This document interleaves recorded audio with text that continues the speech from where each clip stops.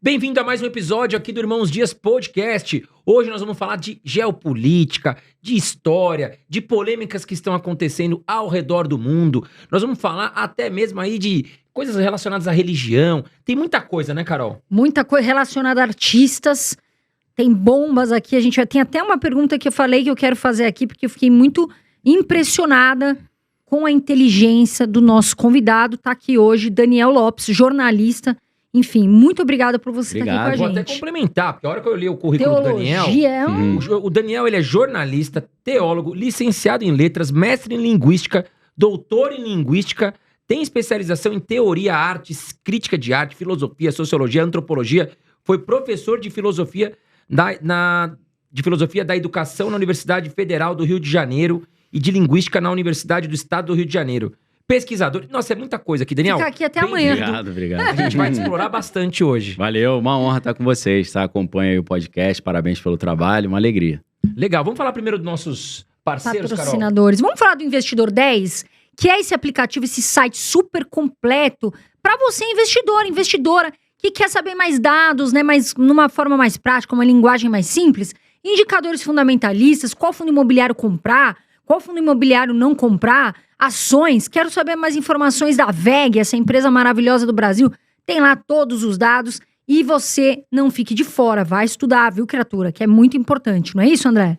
É verdade. Também nós temos hoje a Suno Consultoria. Muitas pessoas perguntam assim pra gente, André, pô, sou médico, sou engenheiro, ou enfim, sou autônomo, tô investindo, mas não tô conseguindo ter um bom resultado, a minha carteira não tá com uma boa rentabilidade, né, já tenho um patrimônio legal, tô conseguindo investir uma grana bacana, mas uma ajuda seria muito bem-vinda. Então, a Suno Consultoria, ela ajuda muito você a ter uma rentabilidade melhor, né? Melhorar os seus investimentos, a investir certinho. Você vai ter todo dia ali um consultor te ajudando a comprar, a vender suas ações, fundos imobiliários, ativos no exterior, criptomoedas. Você vai economizar tempo e o tempo hoje é o bem mais valioso que nós temos na nossa vida. Então, eu vou deixar aqui para vocês, né, o link da Suno aqui embaixo, para você fazer acesso à consultoria deles. Pesquisa lá quanto que tá a consultoria, vale muito a pena, é sério. O investimento vai fazer com que você, né, tenha mais tempo com a sua família, mais rentabilidade na sua carteira, e eles vão transformar a tua carteira aí, que e você vai grana no bolso.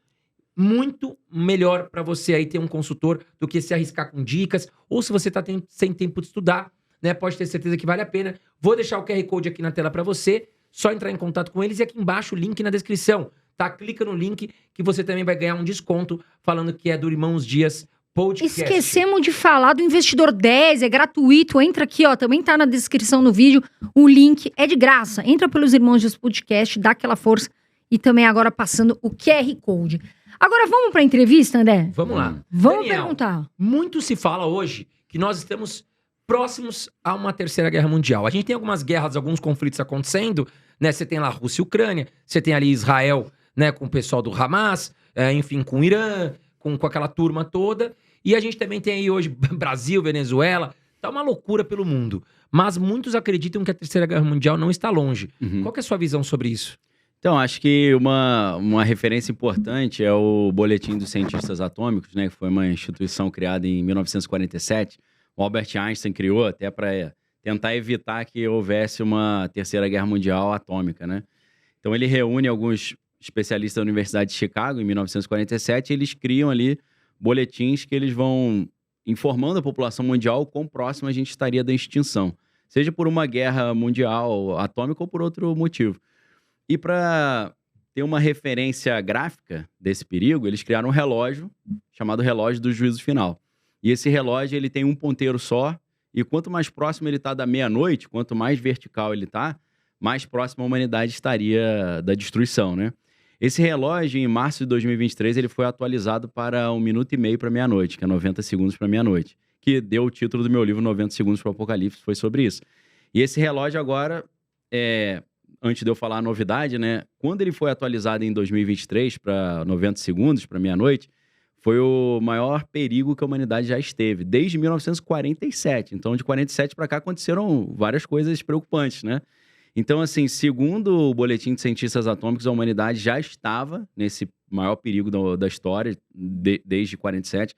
E agora, essa semana, eles colocaram, em vez de 90 segundos, 89 segundos. aumentou mais um segundinho. Por causa não só dessa questão no Oriente Médio, na Ucrânia, mas do perigo da inteligência artificial, que é algo que pouco se fala, né? Fala-se pouco ainda, mas lá fora fala-se um pouquinho mais. Até teve essa empresa chinesa, até ia te perguntar isso, que A foi um, DeepSeek, né? que foi um absurdo isso que aconteceu, né, Miriam? O mundo da tecnologia perdeu dinheiro, enfim, a gente Foi. viu. $1 trilhão. A Nvidia teve uma 15%. queda gigante, né? Você acha que essa nova rede chinesa ela vai dar certo? E você acha que isso é perigoso no mundo de hoje, né? A gente tem outras redes, mas você acha que essa rede chinesa pode trazer um perigo para a sociedade? Acho que não a rede chinesa, acho que todas as inteligências artificiais são altamente perigosas.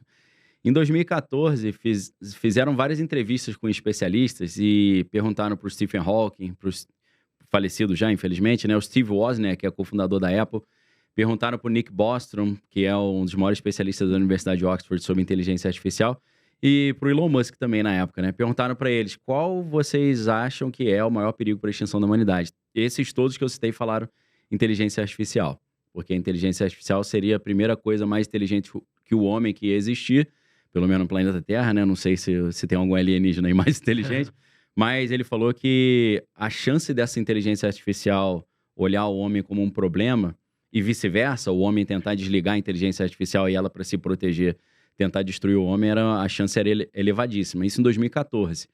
Agora, recentemente, ano passado, um professor do MIT, que é o Max Tegmark, que é um cara que também nunca ouvi ninguém falar aqui no Brasil sobre ele, ele ajudou a criar um abaixo-assinado entre engenheiros, cientistas e CEOs para fazer uma campanha para interromper o avanço da inteligência artificial até que a gente tivesse certeza que ela não se levantaria contra a humanidade.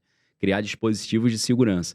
E nesse abaixo-assinado, o padrinho da inteligência artificial, que é o Geoffrey Hinton, que é professor da Universidade de Toronto e era um dos diretores da parte de inteligência artificial da Google, ele assinou.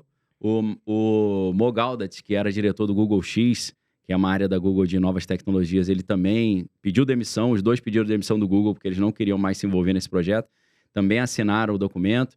O Elon Musk assinou, o Noah Yuval Harari, daquele livro Homo Deus e tal, Homo Sapiens, né? Ele também assinou. Então, figuras de alta patente assinaram esse abaixo-assinado de 1.300 especialistas, dizendo que o negócio estava estranho, estava perigoso, poderia extinguir a humanidade, né? E aí o Mo Gaudat, ele escreveu um livro chamado Scary Smart, não tem traduzido para o português, seria Assustadoramente Inteligente, onde ele fala os 3 erros que os programadores fizeram desenvolvendo a inteligência artificial. Primeiro, deram acesso à internet para que eles possam estudar tudo que a humanidade está fazendo. Só que o problema é que na internet é só baixaria, discussão, debate, raiva, né, xingamento. Então, a inteligência artificial está estudando a humanidade e está concluindo que a humanidade é violenta, né? Então, isso é um problema. Segunda coisa foi ensinar a inteligência artificial a escrever código de programação, porque eles conseguem reescrever o próprio código e criar o que eles chamam de propriedades emergentes. Tipo assim, eu não ensinei a inteligência artificial a falar persa e ela aprendeu sozinha, porque ela reescreveu o próprio código. Então, pode surgir propriedades que não estavam programadas ali, e algumas dessas podem ser em prejuízo da humanidade. E a terceira é quando eles começaram a usar inteligências artificiais para desenvolver inteligências artificiais.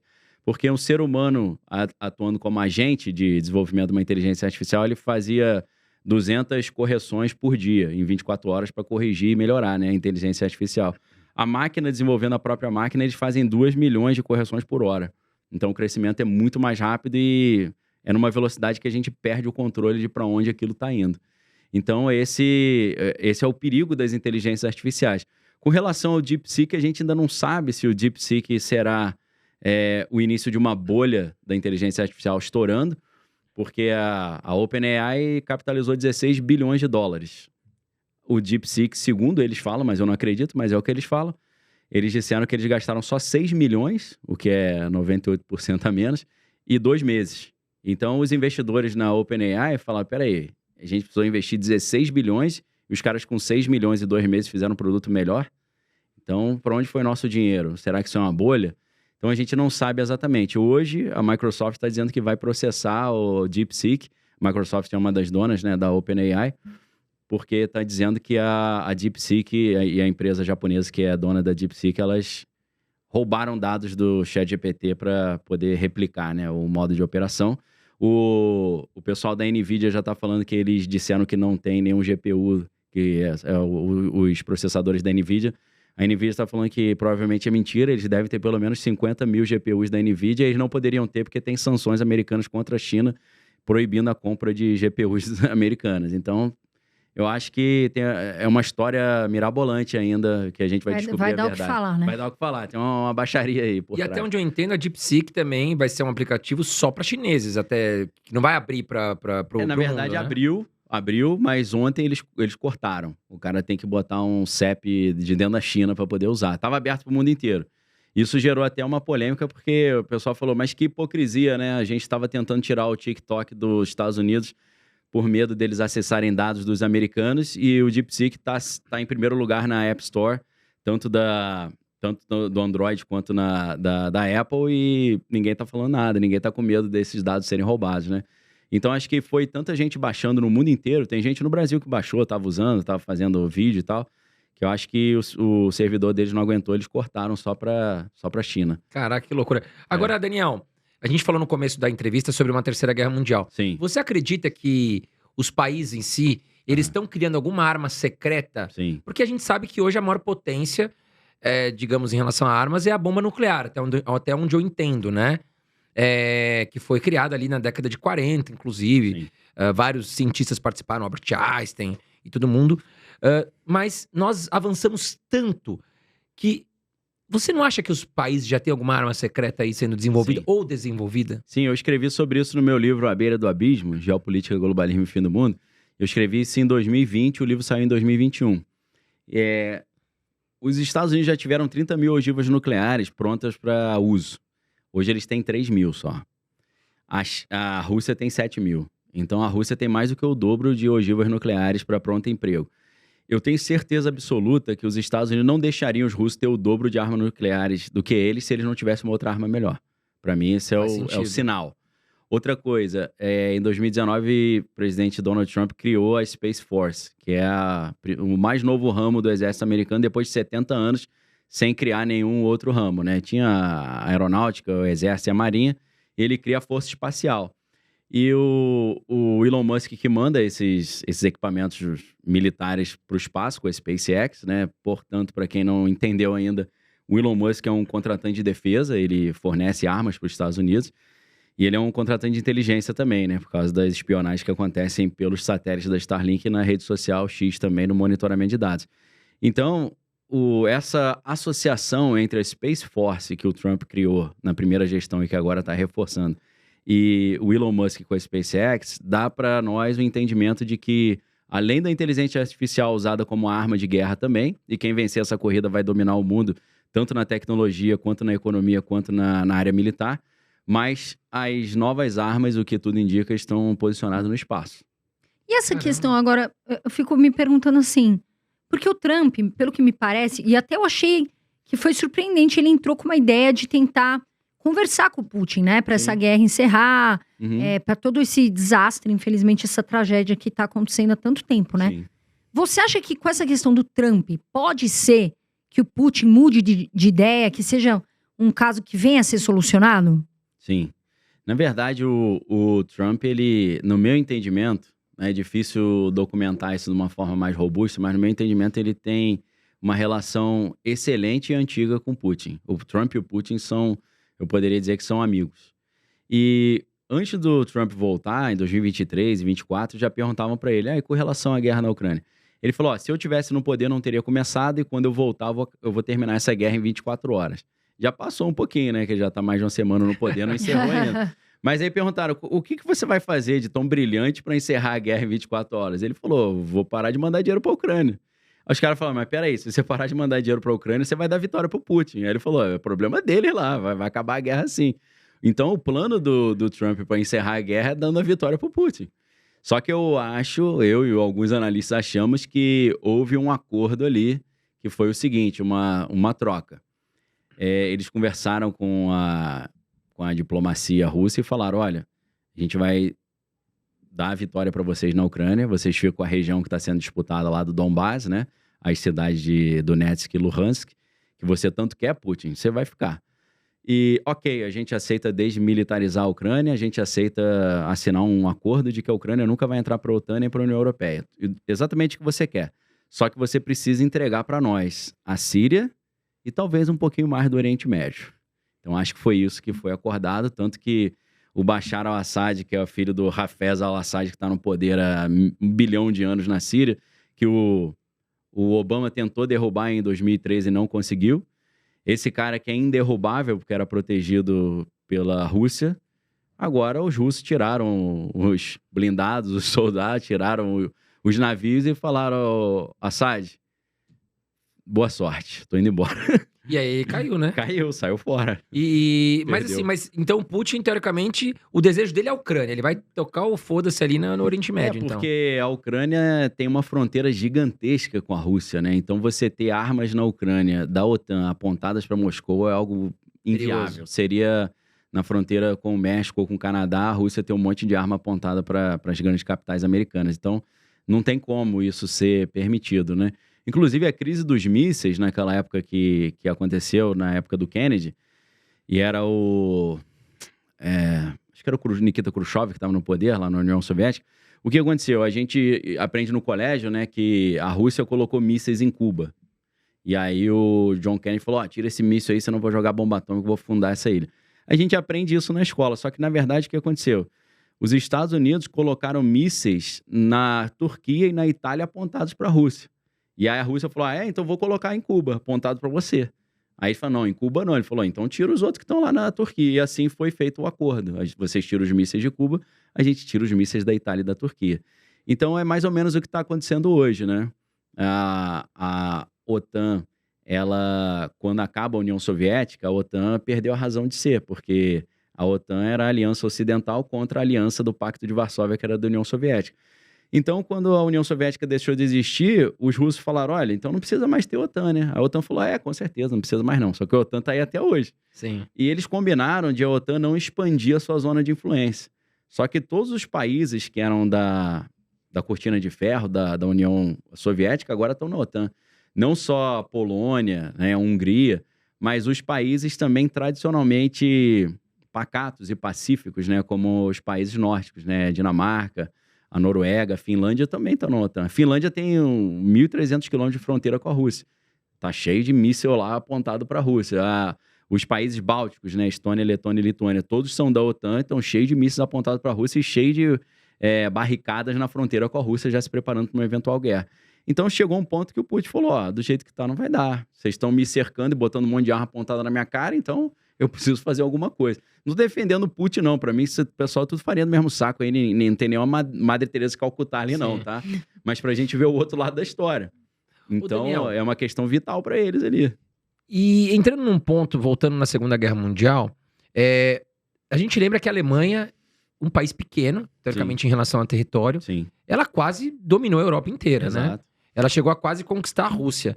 Se a Alemanha tivesse ganho, enfim, tivesse invadido a Rússia, não tivesse tido aquele erro estratégico que o Hitler cometeu, como seria o mundo hoje? Porque assim, hoje a gente tem duas grandes potências. Vamos tirar a China de lado, vamos colocar a Rússia e Estados Unidos, que foram os grandes vencedores da guerra junto com a Inglaterra e França ali contra a Alemanha. Sim. Mas a Inglaterra e França eu não vejo com grande potencial pra encarar assim como potência Estados Unidos e Rússia. Uhum. Mas como seria o nosso mundo hoje, hein, se a Alemanha tivesse ganho a guerra? Eu vou falar um negócio meio polêmico aqui agora, tá? Mas aí você me fala o que vocês estão achando ou não. Existem algumas teorias de que a Alemanha perdeu, mas não perdeu. Por que não perdeu em certo sentido? É claro que teve ali, né, eles tiveram que pagar uma multa terrível, né, desmilitarizaram a Alemanha foi dividida entre a Alemanha Oriental e Ocidental, e é claro que a Alemanha comunista, que era totalmente ditatorial, botou o nome de República Democrática da Alemanha, né, como eles sempre fazem, né, uma estratégia de propaganda. Mas o que acontece? A cúpula dos alemães, na época, eles foram espalhados pelo mundo. Oficialmente, porque os Estados Unidos fizeram, por exemplo, um projeto chamado Projeto Paperclip. E esse projeto Paperclip pegou o topo dos cientistas alemães e levou para os Estados Unidos. Entre eles, o Werner von Braun, que foi o ex-major da SS do Hitler, que criou a NASA. Então, assim, a NASA foi criada por um cara da tropa de elite do Hitler. Significa que eles se instalaram nos Estados Unidos. Então, uma boa parte dos grupos que comandam os Estados Unidos hoje tem uma ascendência alemã, Eles estão ali infiltrados no Congresso, porque a gente não consegue ver, mas eles estão ali. Como seria o mundo? Seria igual esse mundo que eles estão tentando criar agora. Qual mundo? Um mundo que tem a inteligência artificial, por exemplo, acaba com quase todos os empregos, né? Se você for olhar a lista dos empregos que serão acabados pela inteligência artificial, não sobra quase nenhum. Então, o Sam Altman, por exemplo, da OpenAI, ele já falou, eu sei que o ChatGPT está tirando emprego de muita gente, enquanto a gente está ganhando trilhões, vocês estão perdendo emprego. Então, a gente vai compensar isso, não compensar criando novos empregos, né? A gente vai compensar te dando uma mesada, né? Uma renda básica universal. Basta você passar para a gente a biometria da sua retina, né? Então, você escaneia a sua íris aqui na nossa orbe, né? Da WorldCoin, aí tem uma identidade mundial que é World ID, e a gente vai te monitorar. Se você se comportar bem, tiver crédito social, a gente te dá a mesada. Se você se comportar mal, a gente trava a tua conta, beleza? Então, esse Olha mundo... onde chega o negócio. Não, no Brasil saiu uma notícia, eu vi no jornal, que a galera tava fazendo filas e filas, Sim. eu não sei se foi aqui em São Paulo, Sim. pra colher... Olha que Pra assunto escanear a interessante. retina, né? Pra escanear a retina, Sim. né? E aí, mas falaram que é proibido isso no Brasil, pelo menos? Então, eles se instalaram aqui em 2003, 2023, eu fiz uma matéria na Gazeta do Povo, que eu faço toda semana. Foi em agosto de 2023, eles chegaram ao Brasil, escanearam algumas retinas, mas foram embora. Eu não sei se foi algum problema de regulamentação, porque em Portugal e na Espanha eles tiveram vários problemas, porque quem entregou a biometria da íris disse que não conseguiu revogar essa autorização. Você não tinha como recuperar a tua biometria. Você não tinha acesso ao que eles fariam com a biometria e tinha dados de muitos menores de idade que estavam tendo a sua íris escaneada. Então, O que é íris, Daniel? Então, a íris é a estrutura como se fosse o desenho do olho, que é como se fosse a impressão digital do olho. Só existe uma por ser humano. São os risquinhos que tem Sim. no olho que fazem como se fosse uma impressão digital para tornar única, né, aquela biometria. Então, houve um problema de privacidade, né, levantado por Portugal e Espanha em 2023.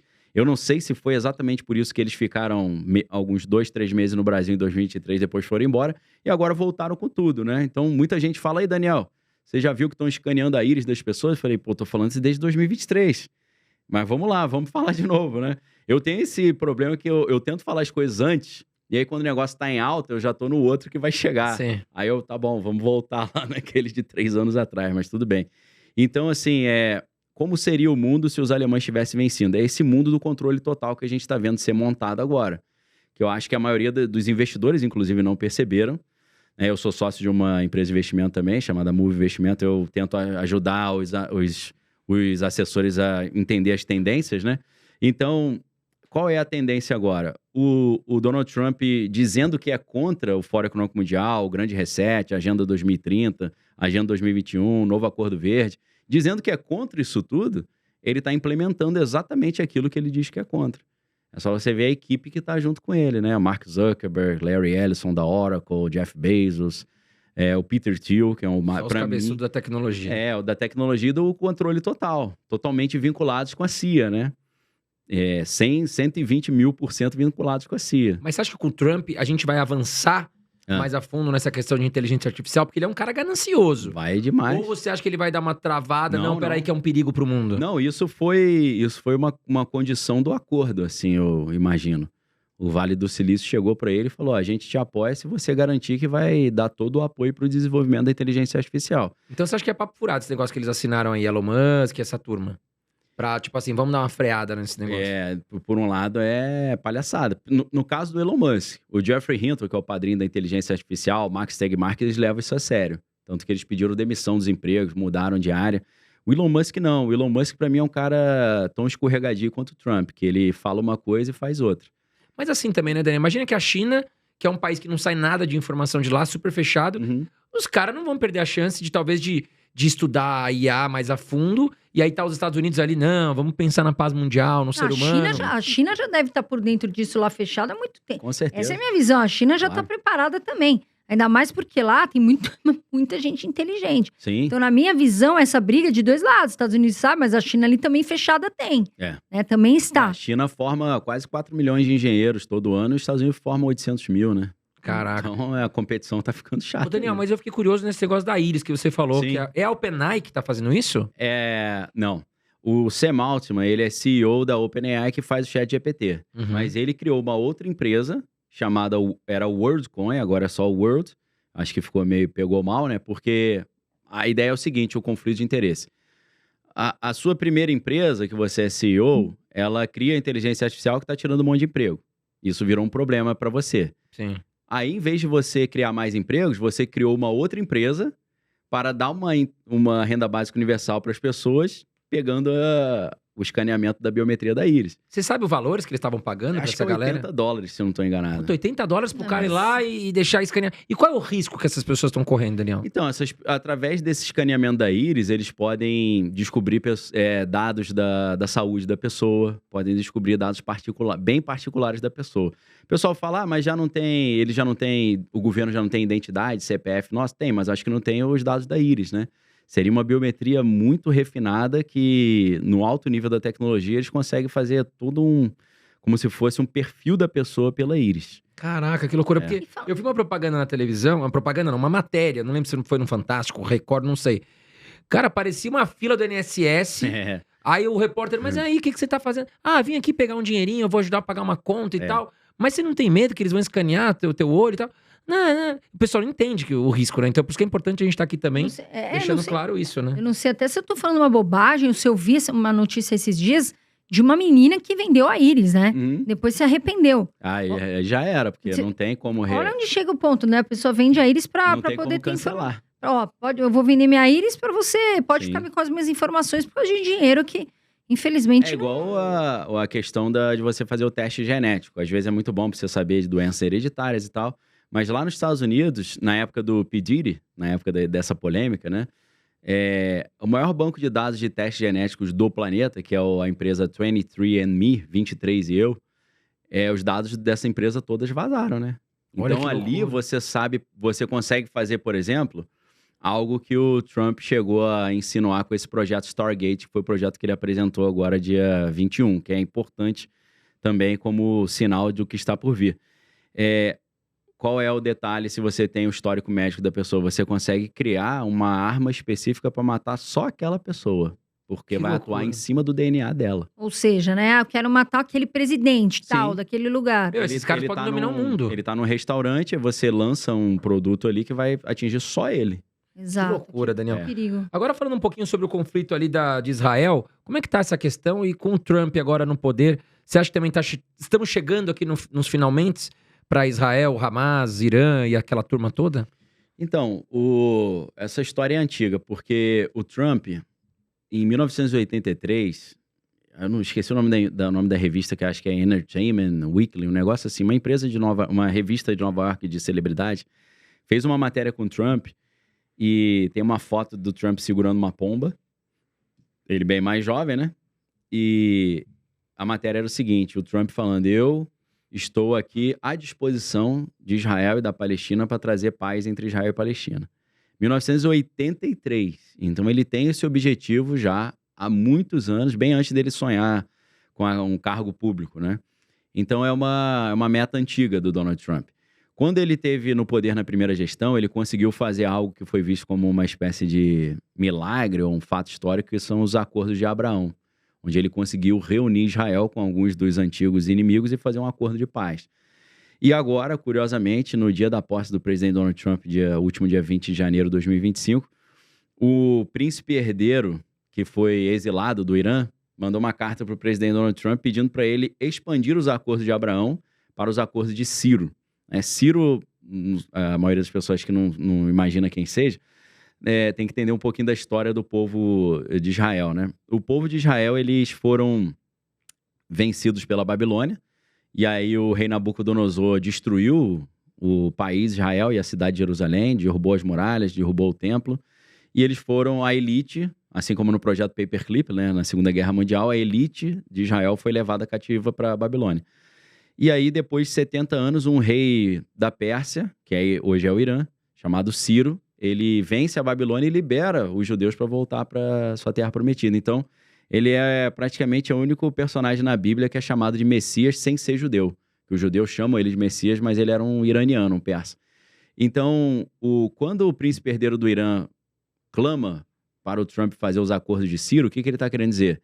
a gente quer estabelecer um acordo de paz entre o Irã e Israel. Mas para isso será necessário Israel e os Estados Unidos derrubarem o atual governo iraniano, que é completamente contrário aos Estados Unidos e Israel. Então, o que a gente provavelmente vai ver é o presidente Donald Trump tentando fazer esse tipo de acordo, mas esse tipo de acordo vai envolver uma guerra entre Israel e o Irã, ajudada pelos Estados Unidos para tentar derrubar o atual governo iraniano que está aí no poder desde 1979 com a Revolução Islâmica com a Ayatollah Khomeini, né? Mas e essa questão do Irã, essa questão de bomba nuclear? Sim. Isso não assusta, né? Isso não é um grande problema, obviamente, mas que faz com que eles pensem, opa, não vamos fazer isso aqui porque tem o Irã ali da bomba nuclear, ela tá criando. Como é que fica esse medo do mundial em relação a isso? Então, acho que a profissão mais perigosa do mundo é ser engenheiro nuclear no Irã, né? Porque todo engenheiro nuclear cai da varanda de casa, ou cai um cometa em cima do carro dele, ou come uma coxinha de galinha estragada e morre. Israel e os Estados Unidos mataram todos os engenheiros nucleares do Irã, né? Os que sobraram estavam desenvolvendo a bomba atômica com o apoio do próprio Biden, né? Porque o Biden e o Obama, eles tinham aliviado as restrições nucleares ao Irã, deixando o Irã fazer o enriquecimento do urânio. Então, por incrível que pareça, parece que existe um interesse dos Estados Unidos de deixar o Irã mais forte para justificar uma guerra aberta. Por exemplo, sem o 11 de setembro não teria tido a guerra contra o Iraque, né? Aí eles inventaram que o Iraque tinha arma de destruição em massa e não tinha.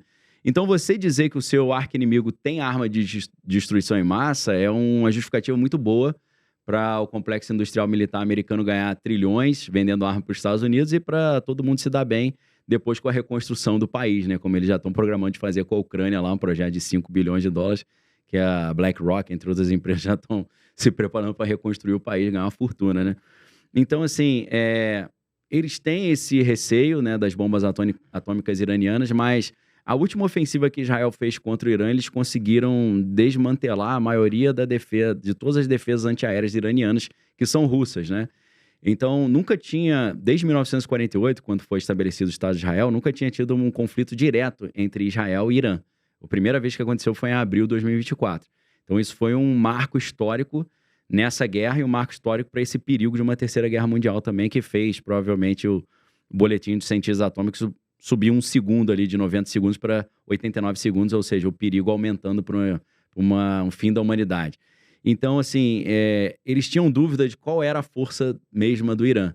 Agora, com o Israel percebendo que a defesa aérea iraniana, que era de tecnologia russa, não era tão boa assim, acho que eles ficaram mais ousados, mais empolgados em brigar frente a frente com o Irã. Então, acho que isso está dando para Israel e para o Ocidente uma motivação maior para tentar derrubar esse governo que eles estão tentando derrubar há muitos anos, né?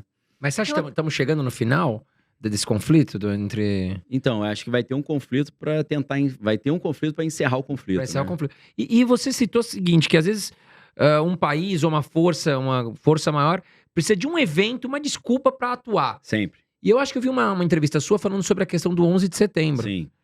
O que você acha que o 11 de setembro foi um evento para também alguém atuar, alguma força maior atuar sobre esse evento, com alguma desculpa de poder fazer algo? Por exemplo, invadir o Afeganistão, não sei. Sim.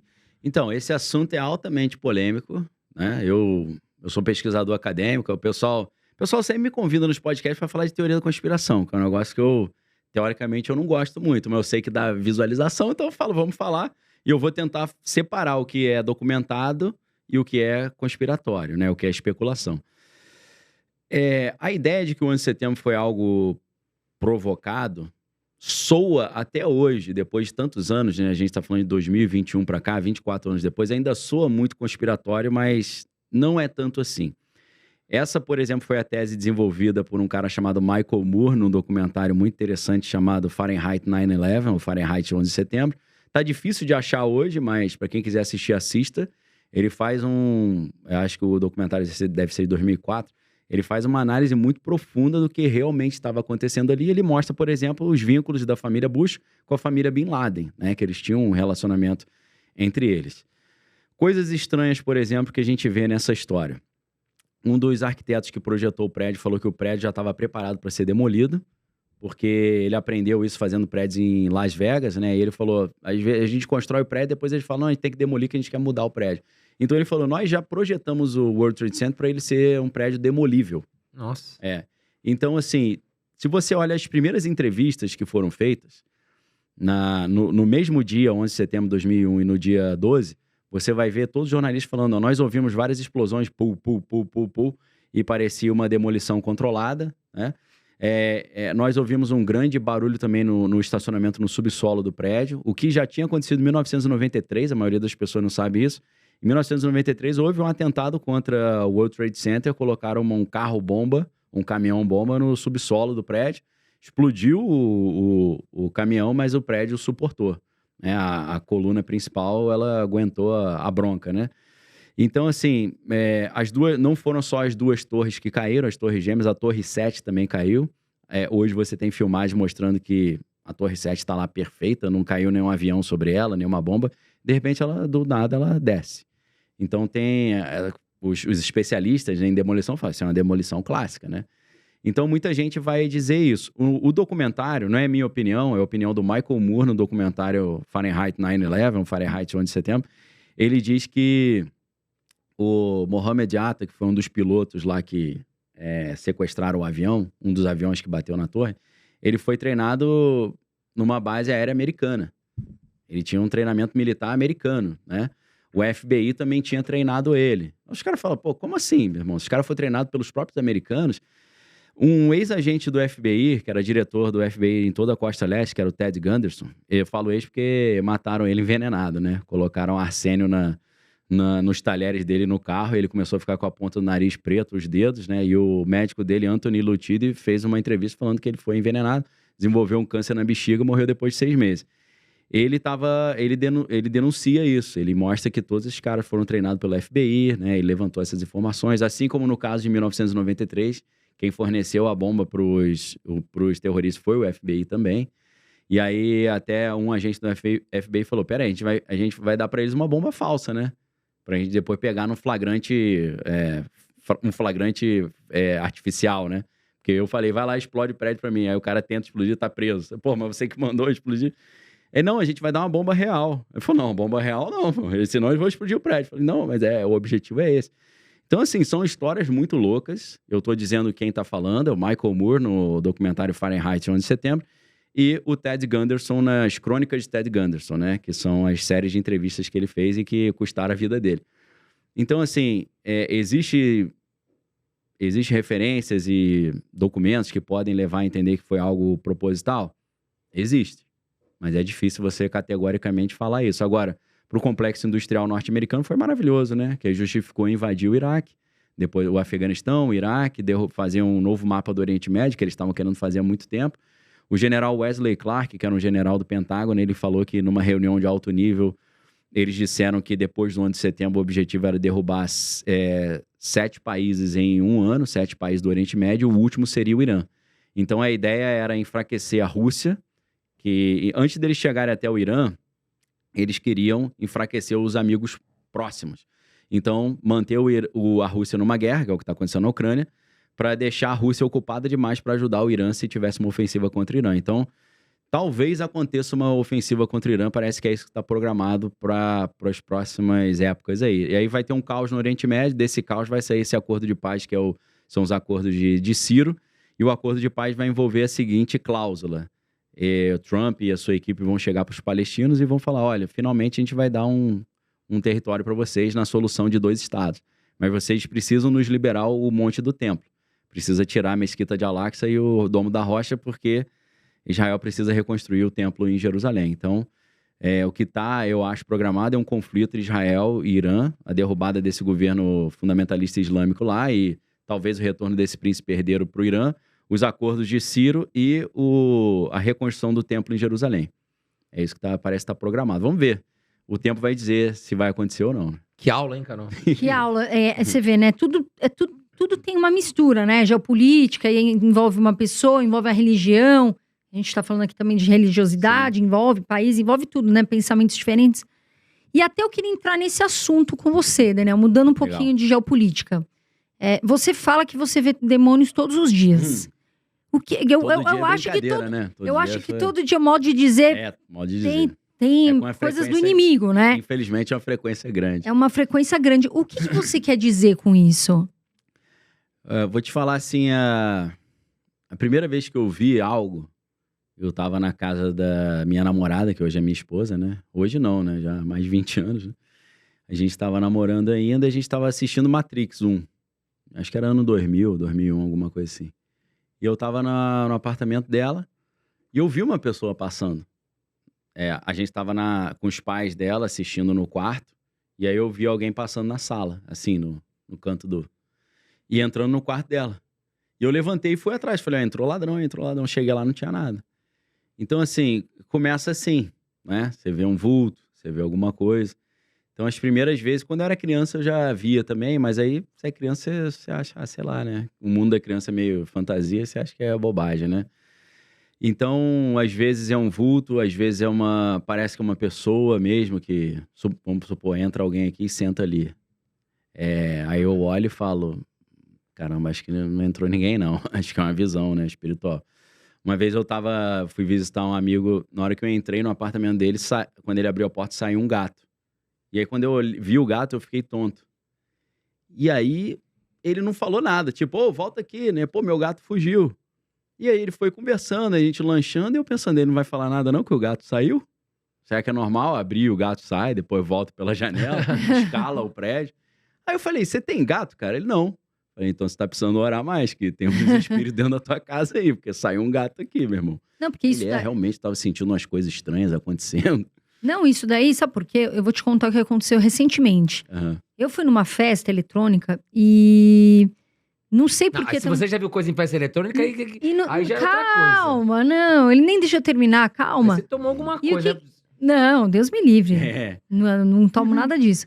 Mas o que eu quis dizer é que recentemente eu fui numa festa eletrônica e eu percebo, não que eu vi nada, mas eu percebo que essas pessoas que estão lá, muitas vezes, e nem é por culpa delas, elas estão ali dançando, se divertindo, mas parece que tem um peso que tá carregando várias pessoas pra baixo. E a gente parece que nota isso, né? Claro. Daniel, parece que você tá no meio de um negócio, assim, nem é porque as pessoas têm coisas pesadas, às vezes, mas parece que só tem coisa do inimigo ali, né? Sim.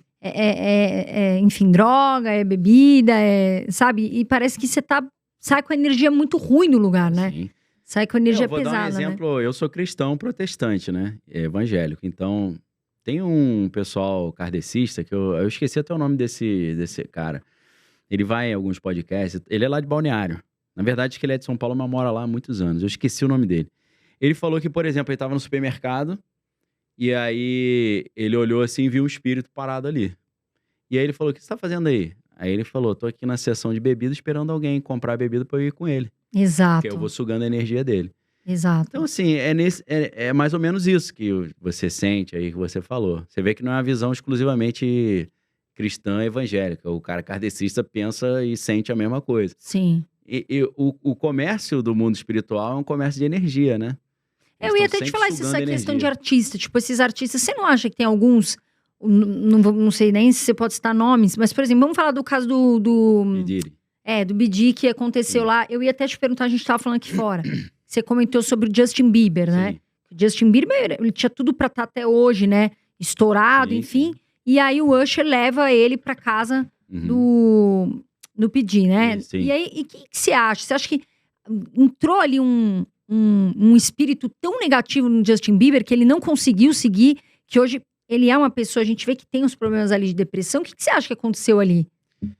Então, esse é um assunto meio pesado, né? Mas dá pra falar.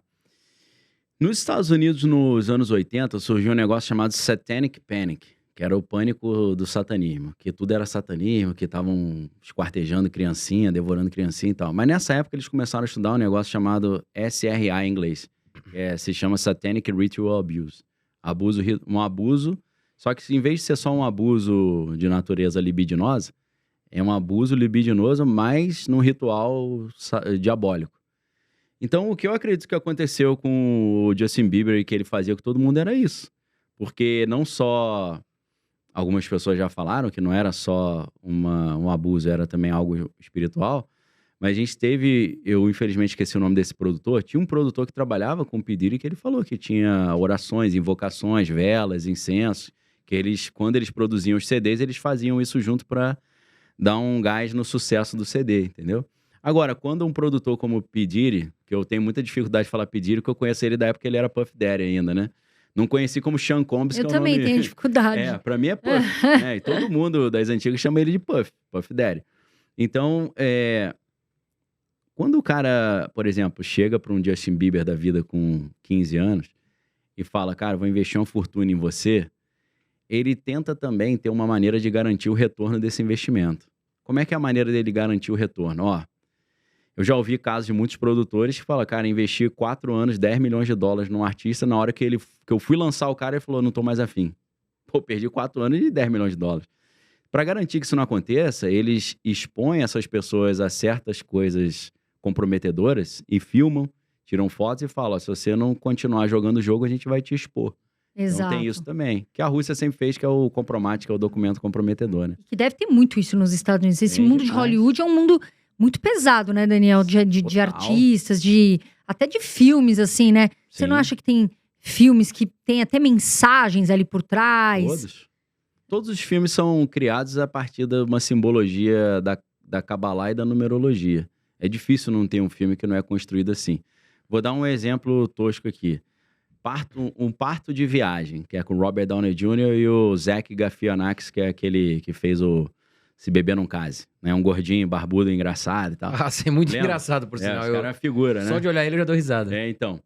Esse filme, Parto de Viagem, é o Robert Downey Jr., um executivo que a mulher tá grávida e ele tá viajando nos Estados Unidos e ele tem que voltar para casa para ver o nascimento do filho ou da filha, né? E começa a acontecer um monte de confusão, ele não consegue. É uma dificuldade para ele conseguir voltar para casa a tempo para chegar lá no hospital para ver a filha nascendo. No meio dessa confusão, sei lá, ele perde o cartão de crédito, aí rouba o carro dele, aí ele perde o avião. Aí ele conhece o barbudinho, o Zach Galifianakis. E ele sempre anda com um cachorrinho. Ele todo assim, mitidinho com o cachorrinho, e ele fala, não, eu vou te ajudar a você chegar em casa e tal. Aí faz um monte de besteira, leva ele pro lugar errado, não sei o quê. Mas vou dar um spoiler, o filme antigo, ele chega. Ele consegue chegar com a ajuda desse louco. Essa é a simbologia clássica da carta 22 do tarô, que é a carta do louco. Porque o louco, o desenho clássico da carta é um cara com um cachorro rasgando a calça dele atrás e aparecendo os glúteos do cara, né? Então, a ideia da carta do tarô do louco ele é louco, mas ele sabe o caminho, ele vai chegar no lugar certo. Então, toda a estrutura do filme Parto de Viagem é feita em cima desse conceito. O cara seguiu o louco, que andava com o cachorrinho, pareceu tudo muito maluco, mas no final deu certo, ele chegou em casa. Então, os filmes são fabricados dentro desses arquétipos, né? Ô, Daniel, eu cheguei a ver uma entrevista sua também falando sobre os desenhos da Disney. Sim. Que alguns desenhos também têm algumas mensagens, digamos, obscuras, Quase assim, né? todos, né? Você poderia falar um pouco sobre isso? Então, acho que o caso mais clássico é aquele filme que a galera dos anos 80 assistiu, que é o Bernardo e Bianca, né? O Bernardo e Bianca tem uma cena que eles estão uma latinha assim de sardinha, né? Os dois ratinhos descendo no esgoto. E aí, muito rápido, passa uma cena de uma foto, não é um desenho, é uma foto por cima do desenho de uma mulher com os seios à mostra. Em desenhos infantis. Tem um episódio do Pato Donald que o tio Patinhas está dando uma aula assim num quadro, e aí tem as letras e tal. Se você associa as letras, tá escrito Ask About Illuminati. Pergunte sobre os Illuminati. Tem uma cena do filme da Pequena Sereia que o padre está fazendo casamento na área assim do órgão genital, ele tem um calombo, como se ele tivesse excitado. O castelo da Pequena Sereia tem várias pontas assim que tem um desenho perfeito do órgão masculino. Então, todos esses desenhos têm coisas muito estranhas, né? Qual o objetivo? É destruir as crianças mesmo. E essa série Stranger Things, também você disse que tem algo macabro ali. Que é uma série que eu assisti também. Tá bombando, né? Tá muito boa, bombando. Vai ter o último episódio, a última temporada. Sucesso na Netflix, aquela atriz... tem uma atriz ali Millie Bobby Brown. Nossa, um sucesso no mundo todo. Mas qual mensagem macabra que você viu ali? Na verdade, não é nem a questão... Acho que o problema ali... O problema não, a parte que eu acho até interessante, não é a mensagem macabra, é que a história é baseada, teoricamente, em fatos reais, né? Porque o projeto original do Stranger Things se chamava Montauk. E Montauk é uma lenda urbana, lá em Long Island, nos Estados Unidos, de que na pontinha de Long Island, assim, na ilha, que seria um dos pontos mais próximos da Europa, no caso dos Estados Unidos, o Departamento de Energia criou um satélite enorme para ficar espionando ali o Oceano Atlântico para ver se não estava chegando nenhum navio alemão para tentar atacar os Estados Unidos na época da Segunda Guerra Mundial. E aí começa a surgir uma lenda de que eles começaram a usar aquela antena e conectar paranormais à antena para o cara fazer uma espionagem psíquica. E essa ideia foi evoluindo para o cara começar a fazer espionagens psíquicas contra os russos. E aí, a gente tem generais do exército americano que contam essas histórias, né? O que é impressionante. O falecido general Albert Stumblebine III, ele participava de projetos como esse. Tem o Major Ed Ames, o sargento Joseph McMoneagle. Então, é legal quando o cara chega pra mim e fala assim, Daniel, isso é tudo conspiração. Fala, pode ser tudo mentira, mas eu vou te dar o nome dos caras, o nome dos livros onde essas histórias estão, e os documentos, e as fotos e tudo. É claro que você não é obrigado a acreditar em nada, mas é documentado pra caramba. Porque, infelizmente, é muito fácil o cara ter a preguiça de não estudar, não saber nada sobre nada e achar que sabe. Isso é um viés psicológico, né? Que é o efeito Dunning-Kruger. O efeito Dunning-Kruger, ele porque são dois pesquisadores, o Dunning e o Kruger, né? Não é o Fred Krueger, não. O efeito Dunning-Kruger diz, quanto menos uma pessoa sabe sobre um assunto, mais ela acha que sabe. Eu que estudo pra caramba isso, penso, eu não sei nada, né? Porque eu estudei 0,01%. Tem muito para estudar. Agora, quem nunca estudou, acho que já sabe. Não, isso é lorota, já me falaram que é lorota. Então, assim, os produtores, né, os Duffer Brothers, os irmãos Duffer que produziram o Stranger Things, eles se inspiraram na história de Montauk. E a história, ela tem um vínculo também com o filme Inception, ou A Origem, que é do Christopher Nolan, que é aquele que fez também agora o Oppenheimer, né, que conta a história da bomba atômica. Por quê? A situação que levou aos Estados Unidos de tentarem usar a paranormalidade como arma de guerra foi quando um código de acionamento de ogivas nucleares vazou para os russos, um código americano. E só um general tinha esse código, era exclusividade dele. E eles falaram, o general traiu a pátria e passou o código para os russos, né? Mas eles espionaram tudo do general e viram que ele não tinha passado esse código. E aí um coronel mais esperto, que era o coronel Jim Channon, ele falou assim, olha, eu acho que eu descobri como eles pegaram esse código. O cara falou, como? Os espiões paranormais russos acessaram a mente dele quando ele estava dormindo. Aí ele fala, não, para, aí você tá de palhaçada comigo, isso não existe. Aí ele falou, se você me liberar 2 anos e me der o dinheiro suficiente, eu viajo o mundo e trago para você um manual de como fazer isso. E aí criou o projeto Stargate, né? Que é o mesmo nome do projeto que o Donald Trump lançou dia 21 de janeiro agora. O projeto Stargate, o general Albert Stumblebine comissionou o Jim Channon, que é o coronel do exército, a viajar pelo mundo estudando percepção extrasensorial, paranormalidade, estudando como os russos faziam isso. E ele voltou com um livrão chamado Primeiro Batalhão da Terra, First Earth Battalion. Através desse material, eles criaram o pelotão Stargate, que é um pelotão de paranormais do exército americano. Isso está muito bem documentado no livro do jornalista investigativo John Ronson, chamado Os Homens que Encaravam Cabras. E aí, o que eles fizeram? Eles falaram, os caras estão espionando os generais americanos pelo sonho, então nós vamos fazer o seguinte. O que eles disseram, é muita loucura, mas está nos livros, eles disseram que eles entraram na mente do general, com o general dormindo, e ficaram esperando os russos chegarem. Quando os russos chegaram, eles atacaram psiquicamente os russos. E eles começaram a fazer... Aí eles falaram, então, nós vamos começar a espionar a mente dos generais russos. E eles começaram a desenvolver uma técnica chamada Remote Viewing, que é ver à distância, né? Parece uma psicografia para quem é kardecista, porque eles veem as imagens e vão desenhando, né? Como se estivesse psicografando. Os caras fazem isso até hoje, o Joseph McMoneagle tá vivo, o Major Ed Ames também, hoje eles ensinam isso. Eles ensinam até pro cara fazer isso no business.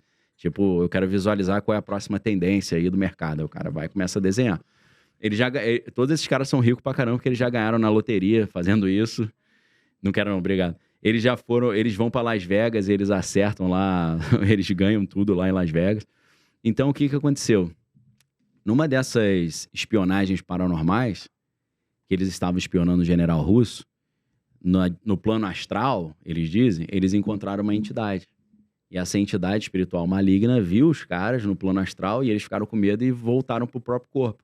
Que é uma projeção astral, né? Como se fosse um desdobramento.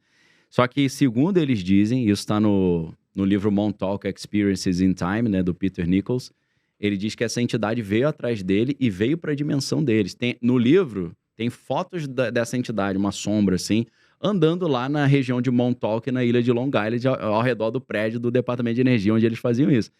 Então, inspirado nessa história, os Duffer Brothers, né, os irmãos Duffer, fizeram o Stranger Things, que originalmente se chamava Montauk. Então, o Demogorgon, que é esse demônio lá do Stranger Things, na verdade é o Montauk Monster, que eles chamam, né? Então é interessante por isso. Pode ser tudo mentira. Inclusive é muito legal, porque esse livro do Peter Nichols, que é o Montauk Experiences in Time, ele começa falando assim, eu vou contar histórias nesse livro que eu tenho certeza que você vai ter grande dificuldade de acreditar. Não precisa acreditar, leia como se fosse ficção, fique à vontade. Aí que eu me empolguei mais de ler. Falei, vou ler como ficção, né? Ele mesmo falou pra não acreditar, né? Que loucura. E deve ter, não sei se eu tô falando uma bobeira, mas devem ter vários filmes ou séries Sim. que carregam informações ali, alguma Total. coisa misteriosa, ou alguma coisa pra destruir o lado infantil, ou alguma Sim. coisa pra trazer o inimigo mais perto das Total. pessoas. Então, Né? o Anton LaVey foi o cara que criou a Igreja de Satanás, né? Ele já faleceu. A filha dele, Zina LaVey, inclusive ela abandonou o satanismo. Ano passado ela deu uma entrevista pro Jordan Peterson, contando a história dela. Entrevista bem legal pra quem quiser assistir. A Zina LaVey, que parece muito, quando era jovem, era igualzinha a Taylor Swift. O pessoal diz até que as duas são clones. A Taylor Swift é clone da Zina LaVey. A Zina LaVey, quando ela estava ainda servindo o pai lá na Igreja de Satanás, ela falava, olha, hoje a gente não precisa ir até a casa da pessoa e falar, vem pra nossa igreja. É só o cara assistir os filmes que a gente faz em Hollywood, porque a gente monta um altar dentro da casa dele, pô. Sim. Ela falava Caraca. isso. A gente faz rituais reais. E a Taylor Swift, que também agora é um Ela tá fenômeno. fazendo rituais no palco também, né? A música dela, Willow, ela se veste de bruxa, faz um círculo mágico, faz os rituais e tal. E a Madonna? Porque a Madonna também, muito se falou naquela época que até teve as enchentes no Rio Grande do Sul. Se eu não me engano, Na foi mesma nessa época. Foi Que ela na fez mesma. um show aqui no Brasil também que foi bem. Deu um monte de zica aí pro Brasil depois do show, né? Exatamente, cara. Mas também tava esquisito aquele Tá show esquisito. dela, né? Então, a Madonna é como se fosse a madrinha desse pessoal todo, né? Pessoal É porque a ideia é a seguinte, né? Tem um caso clássico pra gente entender isso, que é um comediante chamado Dave Chappelle. Escreve Chappelle, mas fala chapéu. Só que sempre que eu cito, os caras acham que é chapéu. Assim. Põe na cabeça, né? Então eu falo Dave Chappelle, pra vocês saberem quem é. Esse cara, ele tava bombando, é um dos maiores comediantes do mundo. Quando ele tava chegando no estrelato, assim, já pra ter um programa exclusivo dele, o Dave Chappelle Show, o cara desapareceu. Sumiu, ninguém sabia onde ele tava. E aí todo mundo, pô, Dave Chappelle morreu, o que aconteceu e tal. Aí ele voltou depois de alguns anos e contou o que aconteceu. Ele contou no programa da Oprah Winfrey, contou no Actors Studio. E os caras falaram, o que aconteceu, cara, que você sumiu? Ele falou, ó, eu tava lá crescendo, chegaram pra mim e falaram, ó, a gente vai te dar um contrato de $50 milhões. Aí a Oprah falou, por que você rejeitou esses $50 milhões? Ele falou, não rejeitei $50 milhões. Eu rejeitei o que veio junto com os 50 milhões. As condições para eu receber. Aí ela falou, mas quais eram as condições? Ele falou, aí é complicado de falar. Então, quando a gente pensa no P. Diddy fazendo isso com as celebridades, chega um ponto que os caras falam assim, como fizeram com o Kobe Bryant, por exemplo, a gente vai dar para você $100 milhões, aconteceu com a Mariah Carey.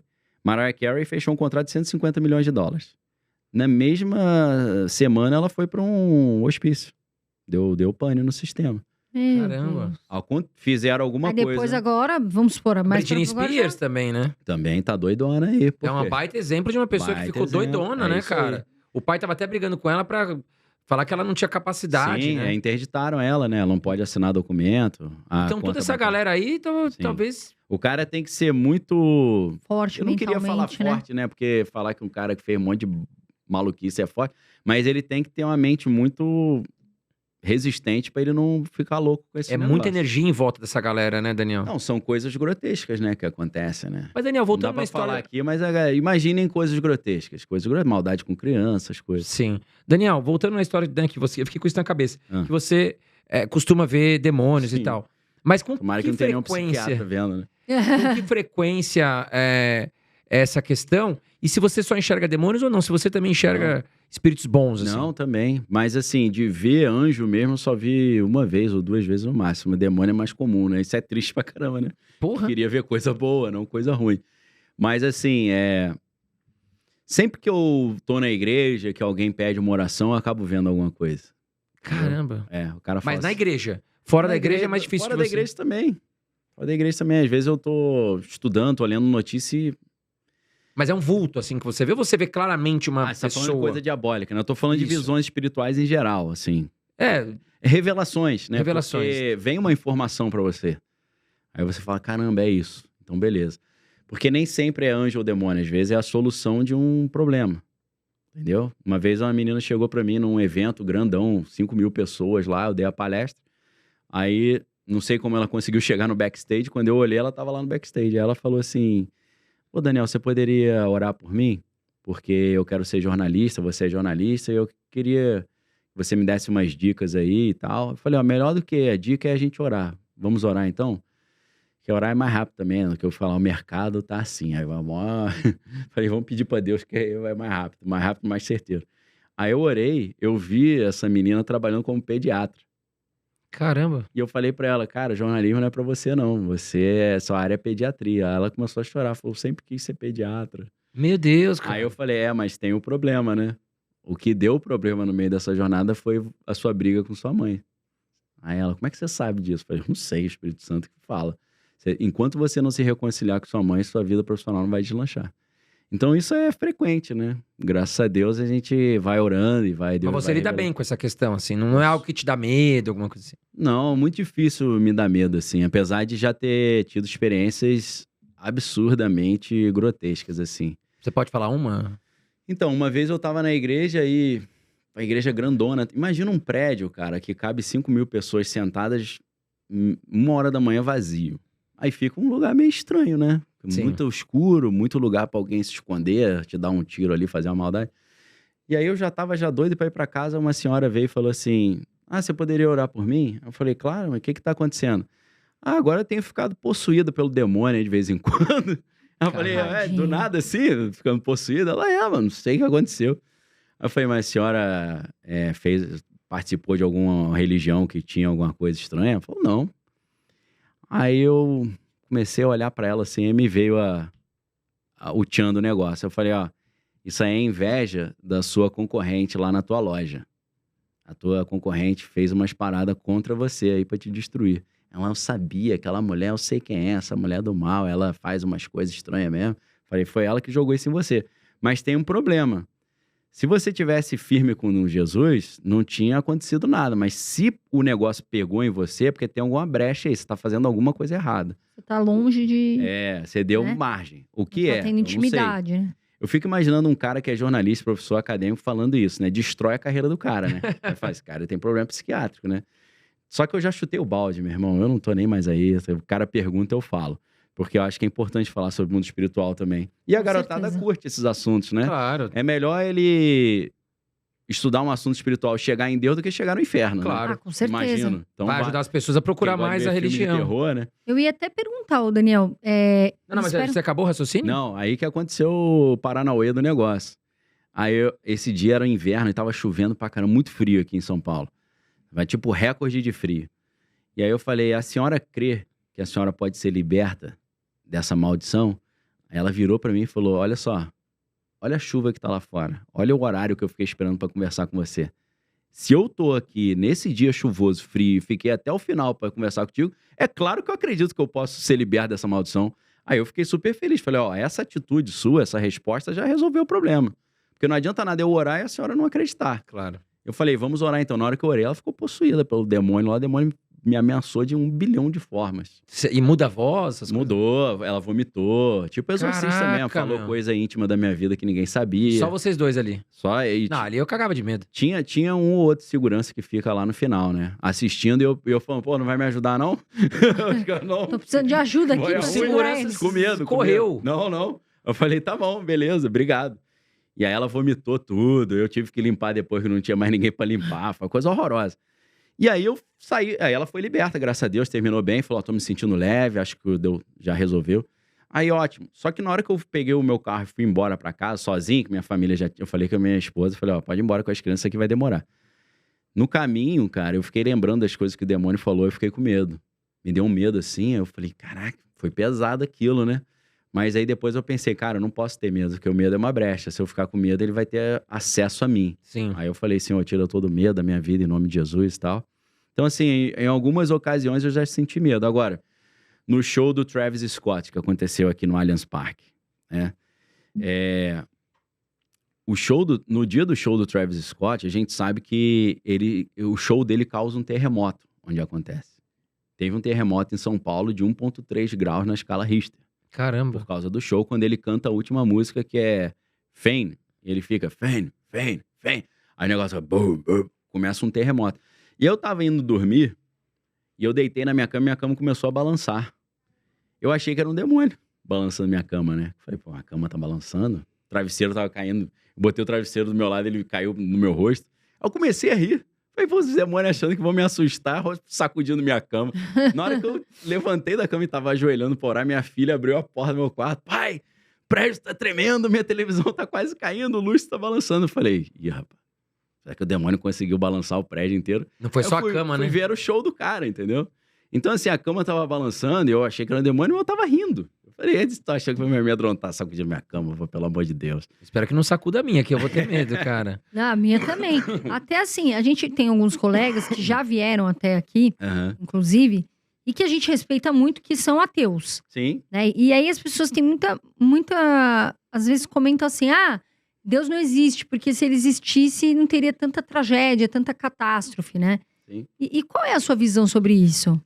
Esse é o primeiro argumento, né, do ateísmo, que é o sofrimento dos inocentes. E isso já foi resolvido pela filosofia cristã há quase 2000 anos. Então, assim, eu fico maravilhado quando o cara chega pra mim e fala assim... falar isso pra mim hoje, um ateu, é como se alguém falasse, cara, precisamos descobrir uma substância para eliminar bactérias. Eu falo, mas o Alexander Fleming já descobriu a penicilina tem muito tempo. Então eu falo, meu irmão, essa pergunta já foi respondida há muito tempo. Então eu já aproveito para dar uma cutucada no cara, né? Quando você fala assim, essa criança está sofrendo, ela é inocente e isso é o mal, então se Deus existe, ou ele é mal ou Deus não existe, porque se Deus é bom, ele não permitiria isso. Isso na filosofia se chama juízo de valor. Você está dizendo se uma coisa é boa ou ruim, verdade ou mentira, certo ou errado. Então você está fazendo um juízo, agindo como juiz, falando, observando a situação, eu digo, essa situação é ruim, plenamente, não tem nenhuma justificativa para isso, então isso é o mal. Só que eu vou dar um exemplo chulo aqui, tosco, não chulo de baixo calão, mas tosco, assim, simples, para tentar ilustrar. Vamos supor que eu mostro uma filmagem para vocês, de um celular. É uma criança esperando o ônibus da escola. Aí, de repente, vem um adulto e empurra essa criança, sem motivo nenhum, a criança bate com a cabeça na árvore que estava do lado, se machuca e precisa ir para o hospital. Aí eu falo, que juízo de valor você faz sobre essa atitude desse adulto? Fala, esse cara é um psicopata, precisa ser internado, que ele é um mal para a sociedade. Olha a covardia que ele fez com a criança. Mas aí eu chego e falo, olha o outro ângulo dessa filmagem. A árvore soltou um galho enorme que ia cair certinho na cabeça da criança. O cara empurrou a criança, foi um mal menor, entendeu? Então, o que isso significa? Significa que para eu dizer se uma situação realmente é boa ou é ruim, eu teria que ter a noção de tudo que está acontecendo em volta. E para isso eu precisaria de tempo infinito e conhecimento infinito das coisas. Para eu realmente falar, isso não tem nenhuma justificativa. Né? A gente sabe que tem vários tratamentos, remédios que têm efeito colateral, mas acabou sendo bom. Tem muitos traumas que acontecem na nossa vida que acabam sendo bons lá na frente, né? Jesus morreu na cruz, mas foi para salvar a humanidade. Então, Jesus se deu mal, morreu. Ele falou, não, essa que é a minha vitória. Então, tem coisas que para nós, que somos limitados, a gente não tem tempo infinito, nem conhecimento infinito, não somos onipresentes, nem oniscientes, nem onipotentes. A gente olha e a gente fala, cara, eu tenho certeza que isso é ruim. Mas talvez se a gente entendesse a mente de Deus, a gente percebesse que há algo muito bom ali que a gente não consegue dizer, porque a gente tem informação limitada e tempo limitado. Então, a ideia é a seguinte, você dizer que o sofrimento do inocente é um argumento para Deus não existir, significa que você está dizendo que tem certeza que Deus não teria uma razão melhor para permitir aquilo. E você não pode ter essa certeza nunca, porque você não é eterno e não tem todas as informações. O Daniel... É uma questão de lógica. É mais do que uma questão teológica, é uma questão de lógica. Eu até passei... Recentemente eu passei um caso que eu contei para algumas amigas e que para mim... Olha como Deus existe na minha visão, por isso que aconteceu. Sim. Eu vinha sentindo alguns momentos bem depressivos, né? E me sentindo baixa, me sentindo mal. Uhum. E eu conversei com Deus à noite, né? Nesses dias, umas 11 da noite, falei, Deus, me fala o porquê disso, né? O que Sim. o senhor quer de mim? O que tá acontecendo? Porque eu não tô entendendo o seu recado, né? E foi do nada, eu tinha acabado de fazer uma cirurgia. Eu falei, bom, não sei se foi algum remédio que eu tomei. Enfim, pode ser um comecei a efeito. pensar. É. Mas eu mesmo assim comecei a conversar com Deus para pedir uma resposta. Uhum. E aí, 4 horas da manhã, eu decidi descer na cozinha, né, na minha casa. Sim. Eu tinha água na mesa, mas eu resolvi descer para pegar um copo de água. E, do nada, eu resolvi pegar a bula de um remédio. E dentro daí, eu comecei, até grifei, tem até hoje aqui essa foto. Uhum. Eu grifei. E dentro da bula, tava falando, quem toma tal remédio não pode tomar esse outro. Entendi. Porque corta o efeito. É Sim. bem meu remédio de bipolaridade. Entendi. Então, quer dizer, aquilo que eu tava sentindo, Deus me respondeu no mesmo dia. E só Sim. pode ter sido Deus, na minha Com opinião. certeza. Porque eu jamais desceria naquele momento do meu quarto, Não onde eu precisava, tinha né? água, Uhum. ir lá e ver uma bula de um remédio do nada. Então, por isso que eu acredito que tem cenas, eu só quis contar essa história, que só pode ser Deus, né, Eu vou te contar uma respondendo. história legal também. Pô, e esse médico também que vou te falar, hein, meu. Ele deu uma rateadazinha. Deu uma de leve. sacaneada Na aí.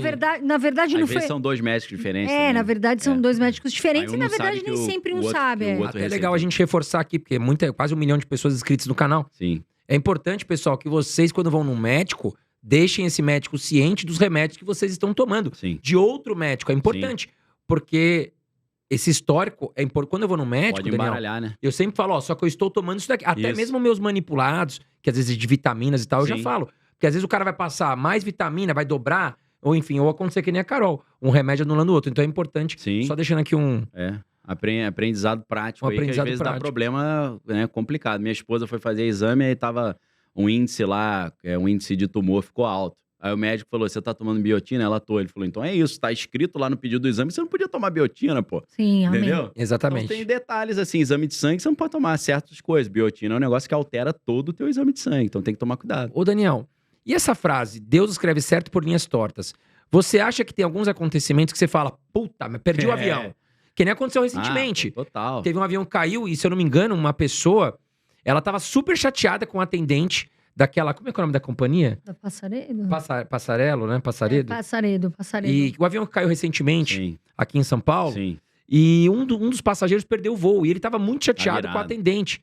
Pô, É deixa isso. eu entrar, tal. Ele falou, não pode, o voo já fechou. E depois ele voltou lá pra agradecer, depois que o avião caiu, falando, cara, você salvou minha vida. É, isso aí. Então, assim, Acontece poderíamos falar, muito. Deus escreve certo por linhas tortas. Isso acontece, então. Sim, então, a história que eu ia contar, tem a ver com o P. Diddy.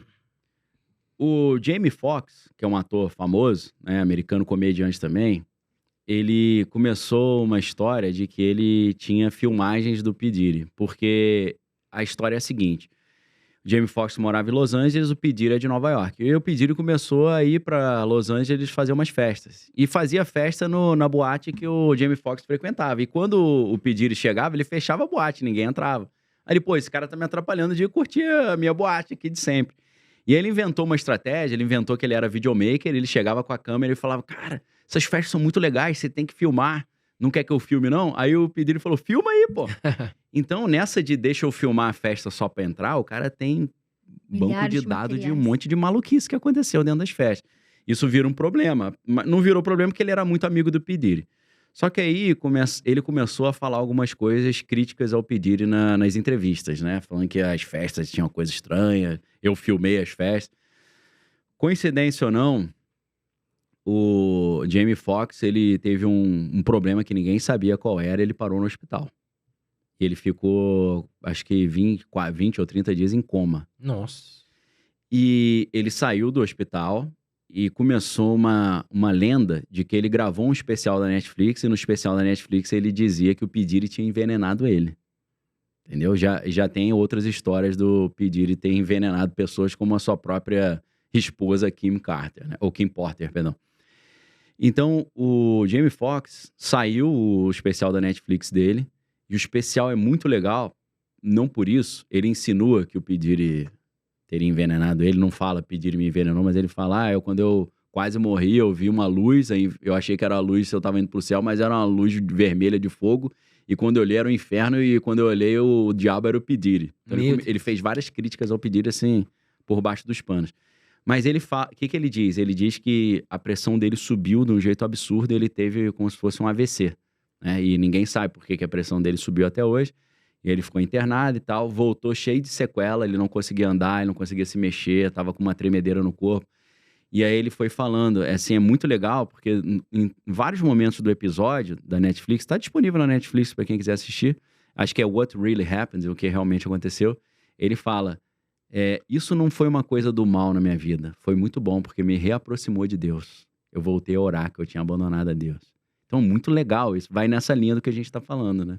Pra Muito quem legal. quiser assistir, é um episódio legal. Ô, Daniel, você acha que o anticristo está entre nós? Quem seria uma personalidade hoje que a gente poderia assimilar aí ao anticristo? Então, tem duas coisas que o anticristo precisa fazer pela Bíblia, se a gente está pensando na Bíblia. No livro do Apocalipse, o anticristo ele vai trazer uma falsa paz, que vai durar 3 anos e meio. Depois serão 3 anos e meio de caos total no planeta Terra. E essa falsa paz vai envolver um acordo de paz em Israel. Então, a pessoa que viabilizar um acordo de paz em Israel, os cristãos que conhecem a Bíblia vão olhar e falar, será que esse cara é o anticristo? Mas não só isso. A Bíblia diz que o anticristo ele vai estabelecer esse acordo de paz em Israel e vai também viabilizar a reconstrução do templo em Jerusalém. Quem que quer muito fazer isso hoje? O Donald Trump. Uhum. Então a galera já tá aí, rapaz, será que o Trump é... Eu não sei, provavelmente não, provavelmente isso tudo é uma grande viagem. Mas se ele estabelecer o acordo e o templo for reconstruído, aí eu vou falar, acho melhor ficar mais de olho nesse cara, né? Porque são coisas, assim, difíceis de fazer, já que lá no Monte do Templo tem o Domo da Rocha e a Mesquita. Como é que eles vão aceitar tirar essas duas instituições ou estruturas dali para os judeus criarem o templo, né? Lembrando que lá em Israel tem o Instituto do Templo, que já tem todo o material pronto para reconstruir o templo. Só precisa liberar o local. Liberando o local, eles constroem o templo rápido, né? E segundo as leis da Bíblia, no livro de Levítico, precisa, para o templo ser inaugurado, precisa ser sacrificado uma bezerra vermelha, uma novilha vermelha. E sempre foi muito difícil de achar uma novilha vermelha. No Texas, eles acharam, alguns anos atrás, uma linhagem de novilhas vermelhas, já levaram para Jerusalém, e elas já estão lá prontas, só esperando liberar o templo. Então tá tudo preparadinho. Se esses dois fatos acontecerem, eu acho que é um motivo para os cristãos abrirem os olhos. Até falam do Elon Musk, né? Muito Sim. comentado. Essa questão, o Elon Musk. Mas por que comentam tanto do Elon Musk? Do Elon Musk é por outro aspecto, porque não só ele está implementando a agenda do Fórum Econômico Mundial, que envolve a internet dos corpos, que é colocar elementos tecnológicos dentro do corpo humano, com a ideia do Neuralink, né, de botar implante no cérebro da pessoa. Para que ele quer botar implante no cérebro das pessoas, né? Ele diz que é para melhorar problemas motores e tal, neurológicos. Não sei, é estranho isso. É um desejo do Fórum Econômico, mas é algo também que na Bíblia aparece com aquela ideia do 666, da marca da besta, que eles dizem que vai ser uma marca na testa e na mão, que quem não tiver não vai poder comprar nem vender. Aí a gente começa a ouvir muito falar dessa internet dos corpos, em que as pessoas terão implantes na mão, e aí esse implante vai ter a carteira digital, com a moeda digital, certificado de vacinação, identidade digital.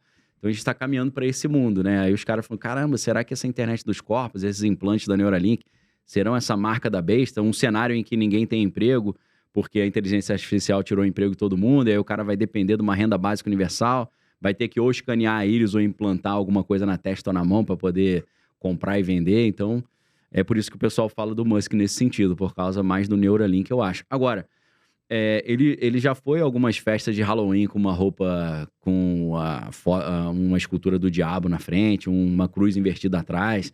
No Met Gala de 2022, ele foi com uma jaqueta branca escrito Novus Ordo Seclorum atrás, que é a Nova Ordem Mundial. Quando o Trump venceu no dia seguinte da vitória, né, o dia 6 de novembro do ano passado, ele publicou uma foto dele com o Trump escrito Novus Ordo Seclorum, que é a palavra em latim para Nova Ordem Mundial, que está no verso da nota de $1, naquela pirâmide com o olho que tudo vê. Então ele vai dando essas informações assim, e os caras vão, pô, esse cara é estranho, acho que ele tá mandando algum recado aí, meio obscuro, né? O Daniel, qual que você acha que é o maior medo dos bilionários hoje, que a gente sabe que Esse assunto é bom. São poucos, assim, né, bilionários Tem mesmo, os poderosos. bancos, E exatamente, Eu vi uma entrevista sua falando que eles estão, inclusive, gastando bilhões aí Sim. de dólares esperando um evento futuro Sim. e estão montando uma área de defesa, alguma coisa assim. O que seria isso tudo? Então, se você pensa assim, por que o Elon Musk quer ir para Marte? Qual é a motivação? Qual que é a urgência? O que justifica isso? Ele explica, em alguns podcasts ele abre o jogo, ele fala, olha, tivemos a Primeira Guerra Mundial e a Segunda Guerra Mundial, e é muito provável que a gente vai ter a terceira. Só que a terceira não vai ser com balas e tiros normais, vai ser com armas atômicas. E uma arma atômica, ela pode gerar um chamado evento geofísico catastrófico, porque uma guerra nuclear, ela pode gerar um negócio que o pessoal chama de inverno nuclear. Porque sobe muita fuligem para a atmosfera, escurece a atmosfera, fica tudo escuro, e a agricultura vai para o espaço, não tem comida para todo mundo. Então ele está insinuando que ele está querendo ir para Marte para, se tiver uma terceira guerra mundial aqui, resolver. Aí os caras falam, mas não ir para a Lua não resolveria? Ele falou, não, porque os caras podem jogar uma bomba atômica da Terra para a Lua. Entendeu? Então em Marte é mais seguro. Então ele está se preparando para isso. E não só isso, ele fala sobre as pequenas eras do gelo. E ele fala, ao contrário, está todo mundo falando do aquecimento global, a gente está indo para uma era em que o mundo vai esfriar. O Donald Trump está falando isso há muito tempo. Os caras estão falando para ele, precisamos lutar contra o aquecimento global. Ele fala, vai esfriar, meu amigo, não vai esquentar não. O cara, gostaria que a ciência embasasse essa tua opinião. Ele fala, a ciência não sabe nada disso que eu estou falando, infelizmente. Porque o que a gente está vendo é o seguinte, você tem um aquecimento, né? Esses eventos geológicos chamam dryas recentes, para quem quiser pesquisar, né? Ou veja as entrevistas com o Elon Musk. Se você colocar no YouTube, por exemplo, Elon Musk, Ice Age, Era do Gelo, e você entender inglês, você vai pegar isso, tá? Você vai ver tudo que ele está falando. E é ele que está falando, sou eu. Estou só explicando o que ele está dizendo. A ideia é a seguinte, você tem um aquecimento global, derrete as calotas polares jogam água gelada e doce dentro do mar, isso rompe as correntes marítimas, e a corrente marítima do Atlântico, né, que em inglês é uma sigla que eles chamam AMOC, A-M-O-C, essa corrente marítima sendo destruída, traz como se fosse uma era do gelo, a Europa fica toda congelada, o norte dos Estados Unidos também, e a produção de alimento no planeta Terra fica bem reduzida, e com um planeta com quase 8 bilhões de pessoas, não vai ter comida para todo mundo, teria uma guerra de todos contra todos ali pela comida, né? Então, são esses tipos de eventos que eles estão prevendo. Nesse caso da disrupção das correntes marítimas, eles dizem que é um evento de mais longo prazo, que só poderia acontecer isso em 2100. Mas teve um artigo acadêmico da Nature, na verdade é da Nature Communications. Se você colocar Nature Communications AMOC no Google, você vai achar esse artigo acadêmico, que é de 2023, em que eles expõem um debate entre geólogos que eles falam que essa próxima era do gelo que vem com a disrupção das correntes marítimas do Atlântico pode acontecer em 2100 ou já a partir de 2025. Tem um debate se pode acontecer ou não. Só que aí o problema é o seguinte, às vezes isso que vai acontecer só em 2100 ou em 2150, 2200, é acelerado por uma terceira guerra mundial. Entendeu? Esse que é o problema. Pode acontecer de uma hora para outra. Além disso, a gente tem o Bill Gates tentando conter o aquecimento global, lançando partículas na atmosfera para escurecer a atmosfera. Isso tem um problema muito complicado, porque se der errado, pode escurecer tudo e acabar com a agricultura. Esse é o plot, né? O enredo do filme Expresso... Acho que é Expresso do Amanhã, Expresso Polar, sei lá, esqueci o nome do filme. Acho que é Expresso do Amanhã mesmo. Porque eles tentaram escurecer a atmosfera para evitar o aquecimento global, só que escureceram demais, aí o mundo congelou. Nossa. Aí eles vivem dentro de um trem que fica rodando no planeta Terra e não pode parar. Eu lembro desse filme. É uma série, na verdade, não é? Eu não me lembro se é um filme, se tem uma sequência. É como se fosse uma cidade dentro de vários vagões de trem, né? Isso também, exatamente. Eu acho que é Expresso do Amanhã mesmo. Eu acho que é isso, acho que é Expresso do Amanhã. Aí tem a frente do trem, que é tipo a primeira classe, e tem a ralé que fica atrás. Aí a ralé faz uma rebelião, né, e tal. Sim. Então, é um problema. Aí muita gente está falando, o Bill Gates já sabe que está acontecendo esse derretimento das calotas, e ele está tentando evitar escurecendo a atmosfera para ver se evita essa nova era glacial. Não sei. Agora, o George Soros também, ele tem um plano para lançar partículas reflexivas no Polo Norte para impedir que o Sol derreta as calotas polares também. Então, em vez de escurecer a atmosfera, é só colocar partículas que vão refletir a luz do Sol. Não vai escurecer, mas não deixaria esquentar tanto. Então, montando esse quebra-cabeça, que é um quebra-cabeça muito complexo, parece que o evento que eles estão esperando é isso. Que pode acontecer de uma hora para outra se acontecer uma guerra atômica. Você não fica com medo, Daniel, do poder do mundo tá na mão de tão poucos? Cara, porque no mundo inteiro você vai ouvir falar de Jeff Bezos, Elon Sim. Musk, Donald Trump, Putin. A gente não tá com um sério problema? Uma concentração de poder. Uma concentração de renda poder muito também. grande? Sim. Eu não fico com medo porque, para mim, isso tudo já estava na Bíblia e minha fé está em Cristo. Né? Eu entreguei minha vida ao Senhor confiando que, naquilo que ele diz no livro do Apocalipse, quem crê em mim será livre da grande provação que está para vir sobre o mundo. Então, assim, eu nem... Às vezes eu até me empolgo, né? Porque eu tô vendo a Bíblia ser cumprida diante dos meus olhos e eu falo o que a Bíblia diz pro verdadeiro cristão falar nesse caso, que é Maranata, hora venha logo o Senhor Jesus, né? Que se cumpra logo a tua promessa. Então, Jesus promete que os seus serão guardados e tal, então eu confio nisso. Mas eu acho que a maioria das pessoas ainda não percebeu isso. Que realmente, o Elon Musk, principalmente, ele concentrou uma quantidade de poder muito grande na mão de uma única pessoa. Porque os foguetes da SpaceX, para serem operados, precisaram de autorização do Exército Americano e do Pentágono, porque eles têm a mesma estrutura de um míssil balístico intercontinental, que é aquele que transporta ogivas nucleares. Se você troca a ponta do foguete da SpaceX, ele vira uma bomba atômica nuclear, né?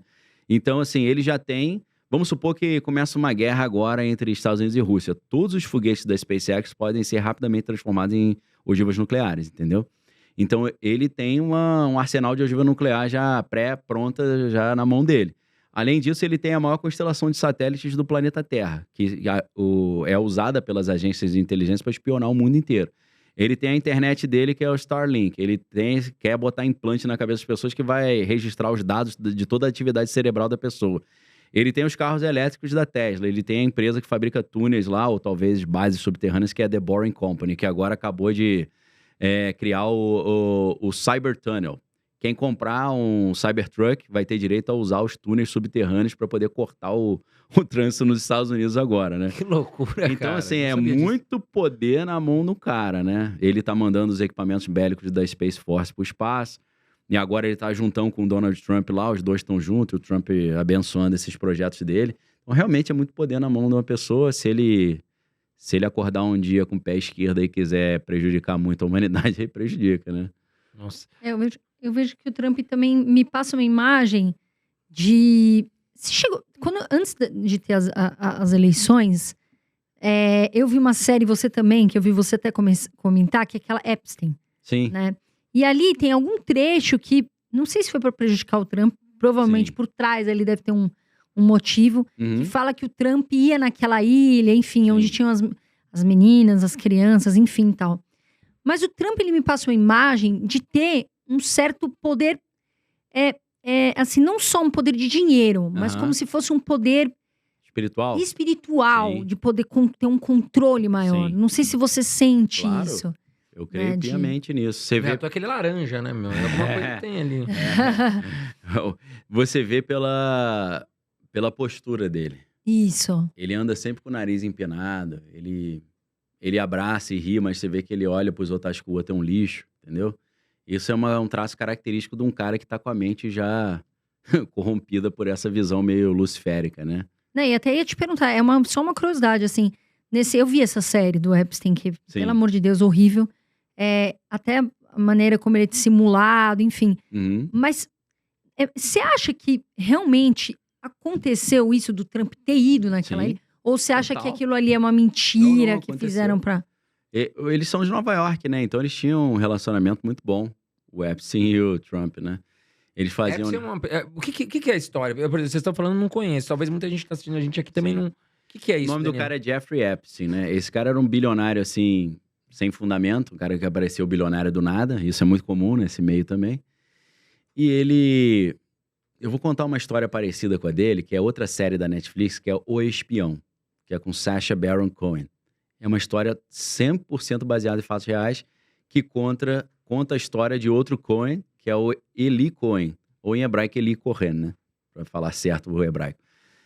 Quem era Eli Cohen? Eli Cohen era um judeu egípcio, uma família judaica que morava no Egito, que depois, quando o Estado de Israel foi consolidado em 1948, ele foi para a terra de Israel, e ele sempre quis trabalhar na inteligência. E aí até o momento que ele foi aceito para trabalhar na inteligência israelense. E o trabalho dele foi o seguinte: ele iria se infiltrar no alto escalão do governo sírio, mas para isso ele tinha que criar uma identidade falsa. A identidade falsa seria que ele era um argentino descendente de sírios que estava voltando para a Síria. Porque, sendo de origem egípcia, apesar de ser judeu, ele falava o árabe fluentemente e o hebraico também. Então, o que eles fizeram? Deram uma fortuna para ele e ele foi morar na Argentina. Ele ficou lá uns 3, 4 anos. Nesse período, ele aprendeu a falar muito bem o espanhol e ele foi ganhando a confiança da colônia síria na Argentina. E o que ele fazia? O governo de Israel mandava fortunas para ele, ele tinha um apartamentão maravilhoso, uma cobertura, e ele fazia altas festinhas nessa cobertura. E ele chegava pros caras e falava, vai ter umas menininhas, vai ter bebida e tal, e ele já começava o quê? A filmar os caras, traindo a esposa, saindo com meninas menores de idade, e ele já começou a chantagear esses caras. Se não fizer o que eu tô falando, vai pra mídia. Então ele sai da Argentina e vai pra Síria com essa identidade falsa consolidada. Não, eu conheço, ele é argentino, cara rico. Ele virou o melhor amigo do Hafez al-Assad, o pai do Bashar al-Assad. E eles faziam essas festas lá com as meninas, muitas vezes menor de idade, e ele filmava tudo. Ele começou a fazer o que o Jeffrey Epstein fazia na sua ilha sinistra lá. Secreta, né? Ele fazia isso, ele levava a galera da elite pra lá como um bilionário no avião dele. E no caso, falaram, né? Bill Clinton, todo esse pessoal. Trump. É muito difícil você ter alguém do alto escalão que não passou ali. Você tem histórias também surreais, assim, porque dominar o mundo não é só dinheiro, porque não adianta o cara querer ser o dono do mundo e só ter o dinheiro, ele tem que ter a ciência também, a tecnologia, a ciência mais avançada, né? O projeto Manhattan, que criou a bomba atômica, não é porque eles tinham mais dinheiro, porque dinheiro os alemães tinham também, é porque eles tinham os melhores cientistas. Então, o Jeffrey Epstein, ele também trabalhava reunindo os melhores cientistas para passar essas informações do que estava sendo feito no suprassumo da ciência para as agências de inteligência que ele servia, né? E hoje a gente sabe que ele era um ativo de inteligência que servia tanto inteligência israelense quanto inteligência da CIA, né? Então, o que ele fazia? Ele fazia eventos científicos na ilha também, e ele levava, por exemplo, Kip Thorne, que é ninguém conhece, que é um vencedor do Prêmio Nobel, um dos físicos mais brilhantes, que era o grande amigo do Stephen Hawking. Stephen Hawking era aquele cientista da cadeira de roda, né? Que Sim. tinha aquela doença degenerativa. Tem um filme incrível dele. Que tem Acho que é A Teoria de um Tudo, ator será? fantástico. Eu acho que é esse. É. Que o ator é fantástico também, Sim. né? Mas é esse filme, teoria de Acho que é a Teoria de Tudo, né? Teoria de Tudo. Se eu não tô Isso é enganado. um filme incrível esse filme. Então, o Stephen Hawking era um cara tarado. Por incrível que pareça. Acho que, mas ele ia jogar como ali daquele jeito? Não, a menina fazia uma massagem nele lá, entendeu? Ele não tava com o corpo todo dormente, ele sentia, né, Sim. o toque. Então, assim, ele ia pra Nova York, pra Los Angeles com as enfermeiras dele, sempre pra boate de strip e tal. Então, o Jeffrey Epstein conseguiu pegar até ele nesse esquema aí. Caramba! Levava ele pra ilha, falava, tem umas meninas aí que vão te fazer uma massagem, tu me conta tudo que vocês estão pesquisando lá que dá pra ser usado na guerra. Aí ele, Caraca. beleza. Tem fotos Exatamente. dele lá na ilha com o A Kip informação é valiosa, né, Thorne. A Daniel? informação, principalmente a informação científica do alto nível. As Caraca. novas armas, a nova física, a nova ciência. Olha que loucura. É, Ô, Daniel, e falando sobre poder, né, nos Estados Unidos, sim. você estava comentando em algum canal que você foi de podcast que os Estados Unidos quer comprar a Groenlândia Ou vai invadir a na Groenlândia? marra, né? na marra. É, tipo máfia. Ou Mas me o que vende que ou eles estão tomo. enxergando de potencial ali na Groenlândia? Então, a Groenlândia, ela tem muito lítio. E o lítio é fundamental para as baterias dos carros elétricos, né? Então, o interesse do Elon Musk também é muito grande na Groenlândia, né? Olha que loucura. E a outra ideia é o seguinte, que a Groenlândia, na verdade, Groenlândia se chama Greenland em inglês, que é terra verde, ao contrário da Islândia, que é Iceland, que é terra de gelo. Dentro dessa teoria que o aquecimento global vai derreter as calotas polares, eles estão acreditando que a Groenlândia vai virar um país Greenland de verdade, um país mais verde, com menos gelo, e eles vão poder com muito mais facilidade explorar os recursos naturais, principalmente energéticos, que estão ali na Groenlândia, assim como no Canadá também. Canadá e Groenlândia têm muito recurso energético que os Estados Unidos precisam desesperadamente para a inteligência artificial que eles querem fabricar. A galera não tem ideia, o pessoal fala, minerar Bitcoin gasta muita eletricidade. Meus amigos, você não tem ideia quanto gasta um data center de inteligência artificial. É muita energia, não tem energia suficiente no planeta Terra hoje para alimentar o projeto que eles querem fazer de 500 bilhões de dólares lá com o projeto Stargate. E sem esse tipo de energia, eles não vão conseguir vencer a corrida da inteligência artificial. A China já está investindo lá em usina, em vez de usar urânio, usar tório. A China tem um reator lá de fusão nuclear, que tem um mini sol que atinge não sei quantos 1000 graus. Então, a China já se adiantou. A Rússia tem recursos que a China tem acesso, recursos de energia. Estados Unidos precisa do Canadá e precisa da Groenlândia para ficar pau a pau nessa corrida aí. Mas e como que seria? Você acha que os Estados Unidos pretendem invadir Eles a querem Groenlândia? comprar da Dinamarca. A Groenlândia é da Dinamarca. Só que Trump já está ameaçando a Dinamarca com tarifas se eles não quiserem vender. A mesma coisa que aconteceu com a Colômbia agora recentemente, né? Sim. Ele mandou os deportados e é uma hipocrisia do caramba, porque todos os outros presidentes mandavam milhares de deportados todos os meses, né? Inclusive o Biden tinha acabado de mandar deportados dos Estados Unidos lá para a Colômbia. Aí quando é o Trump que manda, aí o presidente, não vou receber. Você fala, pô, você recebeu todos os outros, só os meus, só Aí quando eu volta mando? ele taxa, É, né? Aí mas- desiste. Não, volta lá. Aí o Trump falou, tudo bem, vou meter tarifa de 25% a 50% em cima dos seus produtos. Principalmente agora que está chegando o Dia dos Namorados, né? E nos Estados Unidos, a Colômbia vende muitas flores para os Estados Unidos. Eles iam perder cerca de 5 bilhões de dólares logo de cara. E aí começou durante o dia o presidente colombiano batendo na mesa, terminou, ele falou, não, tudo bem, eu recebo os caras, deixa pra lá. Olha, não tem jeito, mexer O no Trump tá bolso. falando isso com a Dinamarca. E os dinamarqueses são um povo meio pacato assim, meio do bem, né? Paz e amor. Os caras estão desesperados. Que ele falou, ou vende, ou eu vou meter tarifa em vocês. Os caras estão, meu Deus, se meter tarifa a gente quebra, e Tá agora? ferrado. É, Ô, Daniel, eu assisti uma série esses tempos aí que chama Terra Indomável. tá. E ali eles falam muito sobre a questão da maçonaria, né? Legal. Você tinha lá na época os índios, você tinha na época o exército que era do governo americano, você tinha os maçons, né? Sim. Queria que você falasse um pouquinho o que é maçonaria, né? Que pouca gente conhece e como ela atua hoje no mundo. Porque tem gente que Sim. fala maçonaria, acha que é um negócio meio macabro, assim. Sim. O que seria? Então, ó, é muito difícil, eu fico numa posição difícil porque eu não sou maçom. Então eu dependo de ler o que os maçons escreveram, né? Então, meu avô era maçom, eu tenho primos maçons e tal, mas eu nunca fui maçom. Então, assim, o que eu conheço é do que maçons escreveram. Ah, que tipo de maçom, Daniel? O Albert Pike, que escreveu o livro Morais e Dogmas. Albert Pike foi o único cara que teve autorização para ser enterrado nas proximidades da Casa Branca, onde tem a sede do rito escocês da maçonaria também. Então, ele é um herói era general do exército americano, foi um herói da independência americana e um dos pais da maçonaria norte-americana, o Albert Pike. Então, no livro dele, Morais e Dogmas, tem boas referências para entender o que é. E toda a literatura do Manly Palmer Hall, conhecido como Manly P. Hall, né? Ele fala também sobre o destino secreto da América, né? Já fiz vários episódios sobre isso. Então, assim, eles vão dizer que a maçonaria é um grupo filantrópico. Eles vão falar, a gente faz filantropia, não somos uma religião. Eles vão te dizer que a maçonaria vem de uma corporação de ofício, dos construtores de prédios e de catedrais, de igrejas. Então, eles seriam os construtores dos prédios desde o Egito Antigo, da Babilônia e tal. Então, eles tinham conhecimentos secretos que eles não queriam revelar para os outros para não perder a concorrência.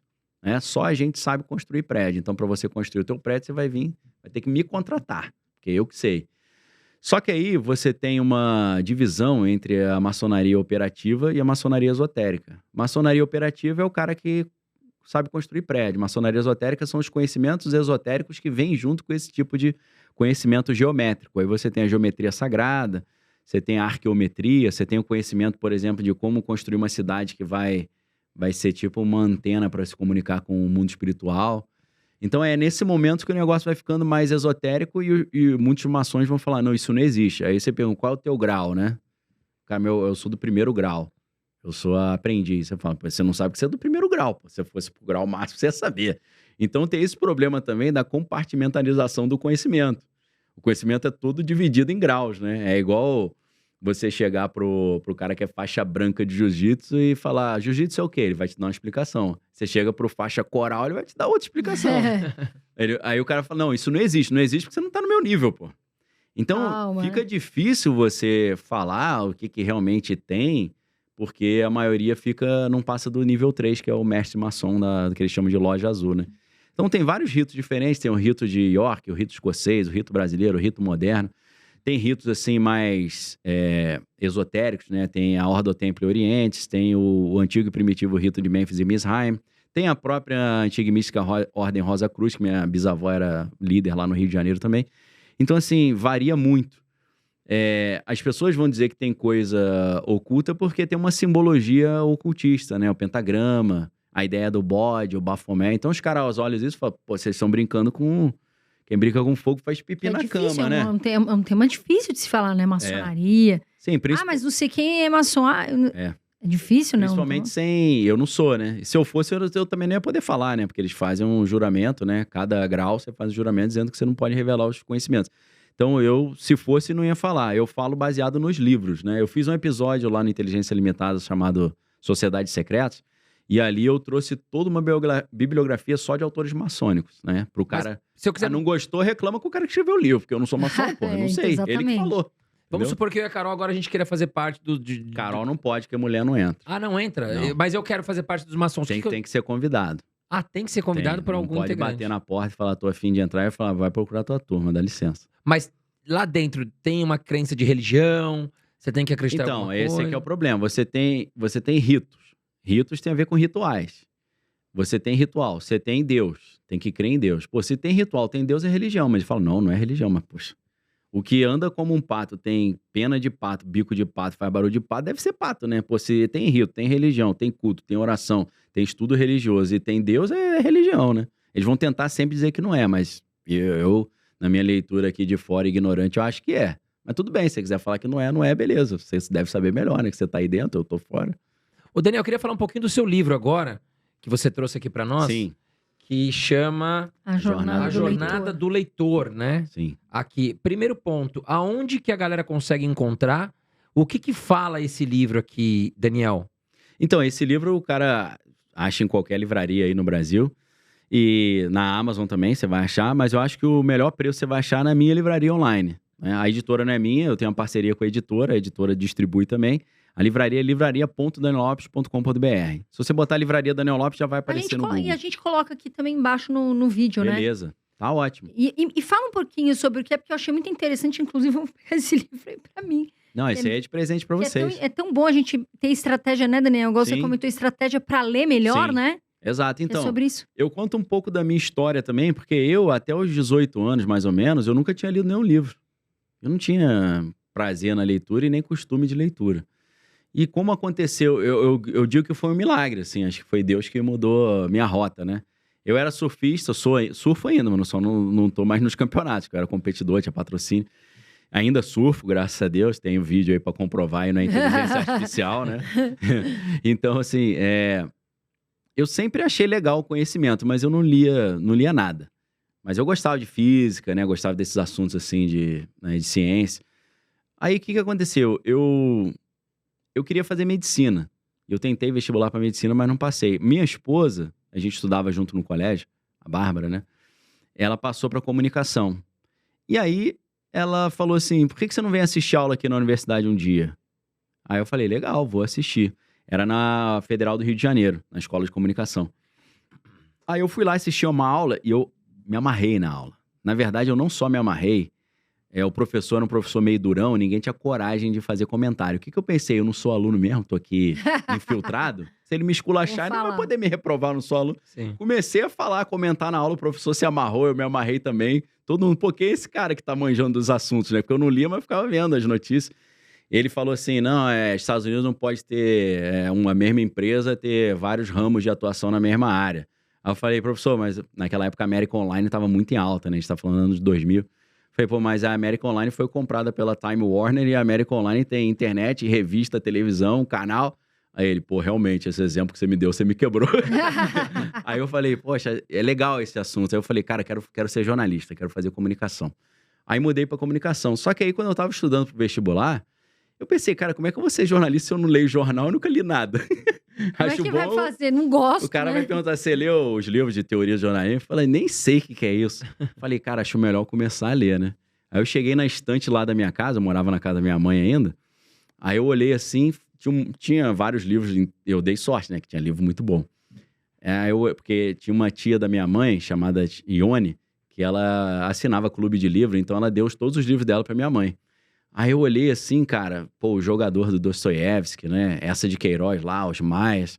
Aí eu olhei Contos do Charles Dickens. Eu falei, contos acho melhor, que são textos mais pequenininhos, acho que eu vou conseguir me virar melhor. Cara, aí eu ia ler esses livros e, por exemplo, o calor do Rio de Janeiro lá, 650 graus Celsius, né? Sim. Aí eu ligava o ar, botava o ar no talo e começava a ler essas histórias que falam do inverno londrino, tipo Contos de Natal, do Charles Dickens.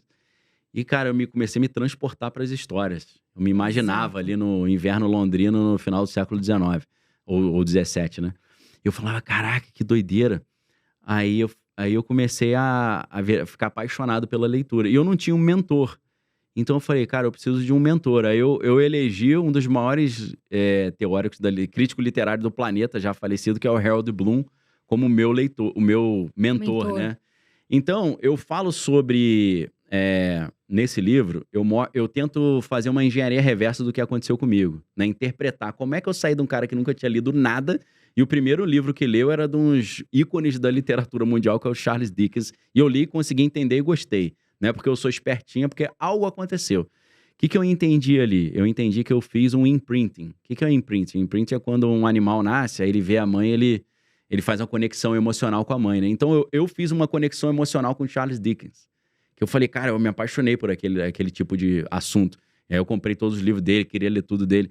Então eu falo, cara, para você romper essa aversão que a gente tem à leitura, você tem que se identificar com algum escritor. Então a primeira coisa que eu identifiquei eu tive uma conexão com esse cara. Então você tem que achar esse imprinting. Geralmente é com pessoas que já morreram, né? Então é difícil você pegar dicas com ele. Mas o Harold Bloom, ele não foi o imprinting, ele é o meu curador. O Harold Bloom é quem me dizia o que ler. Então eu pegava as dicas com ele. Ele gostava muito de fazer listas, os maiores 10 livros da história da humanidade. Eu pegava e lia todos. E o Harold Bloom, ele escreveu um livro chamado Cânone Ocidental, que era tipo assim, se você quer saber o suprassumo da literatura no Ocidente, você tem que ler esses livros. Então eu comecei a pegar essas listinhas, que eu chamo de O Curador, né? E o Curador é um dos capítulos do livro. E aí eu pego a ideia da jornada do herói, que é do Joseph Campbell, né? Que ele fala isso está no livro que ele chama, o nome do livro é O Herói de Mil Faces. Todo mundo estuda a jornada do herói, acha que o nome do livro é a jornada do herói, mas não é. É o Herói de Mil Faces. O que ele vai dizer? Ele vai dizer que a história de Jesus, a história as grandes histórias da mitologia grega, todas seguem o mesmo padrãozinho. Que é o herói, ele tá acomodado, aí um mentor chama ele para uma viagem, para uma aventura. No início ele fala, não quero ir. Que é tipo o Gandalf chamando o Frodo Bolseiro para ir para uma aventura, para quem gosta de Senhor dos Anéis e a literatura do Tolkien, né? Então ele chama o cara pra aventura, ele fala que não quer ir, aí vai, aí ele tem o primeiro desafio que é mais leve, depois tem o segundo desafio, aí tem o grande inimigo que ele tem que derrotar, e geralmente quando ele luta com o grande inimigo, ele morre, só que ele ressuscita, né? E aí depois ele ressuscita, vence o inimigo, e ele volta pra terra natal dele transformado, que ele agora é um herói, mas ele volta àquela estabilidade, né? Então eu copiei a ideia da jornada do herói para a jornada do leitor. Tipo, o cara nunca leu nada, ele é convidado a ler um livro, ele fala... Ele vai começar... eu tento replicar essa jornada do herói para a jornada do leitor. Por isso que o nome do livro é o nome do primeiro capítulo. Então são 7 capítulos e cada um dando uma dessas dicas que foram inspiradas em como eu, com 18 anos, nunca tinha lido nada, passei a ler. E eu fui destrinchando o que aconteceu na minha vida. Falei, cara, esse milagre aconteceu como? Deixa eu dissecar para ver as etapas que me levaram a isso. Então é esse livro. Porque a galera que vê meus vídeos, minhas lives, fala, pô, tu fala informação pra caramba, livro pra caramba, o pessoal fala, haja leitura, né? Agora, parece haja leitura, né? Já leu agora... Então, hoje os caras falaram pra mim, Daniel, você acha que eu consigo chegar no teu nível? Eu falei, lógico, cara. O meu sonho é que todo mundo passe 1 bilhão de níveis acima do meu. O problema é, você está disposto a pagar o preço? Tem que trabalhar, tem que estudar. Você tem bumbum suficiente pra sentar ali, ficar ali com o pescoço, exatamente. E eu falo, isso pra mim não é um esforço, não é um suplício, é prazer.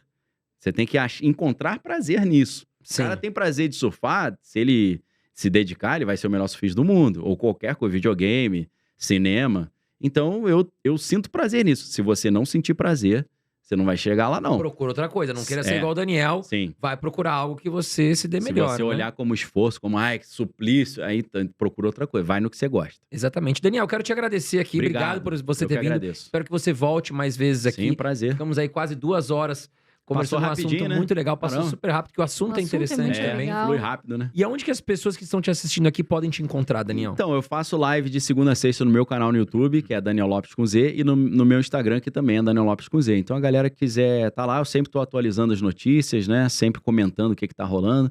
Eu tenho 3 objetivos ali: mostrar o outro lado da informação, que não tá sendo mostrado, falar as coisas antes delas acontecerem, e o terceiro é ajudar as pessoas a se preparar para o que tá vindo. Isso tem tudo a ver com o mercado financeiro também, que é um assunto que vocês sempre tratam aqui, né? E é muito legal também olhar as notícias com esse enfoque, né? Qual é a tendência que eu tô enxergando para eu me antecipar e pegar o upside do negócio. Que legal, Daniel. Muito obrigado. Quero te agradecer também você que está aqui com a gente. Não deixe de se inscrever no canal. Estamos chegando a quase 1 milhão de inscritos. E 1 milhão de inscritos reais, né? Todos reais, não é nada comprado. Feliz Que tá demais acontecendo por por aí isso. outros canais. Mas enfim, não vamos entrar em polêmica. Um grande abraço para você e continue aqui toda semana com a gente. Daniel, adorei seu papo. Obrigado. Seja sempre bem-vindo aqui. Sempre Valeu. que você quiser vir, a casa é sua. E para vocês que estão aí, pessoal, lembrem-se, a gente tá aqui para vocês, a gente confia, a gente quer trazer o maior assunto, tudo que a gente pode trazer, e a gente também ama que vocês estejam aqui estudando, tá bom? Eu sempre falo para vocês, voa Brasil, um beijo de luz, fiquem com Deus e até o próximo vídeo.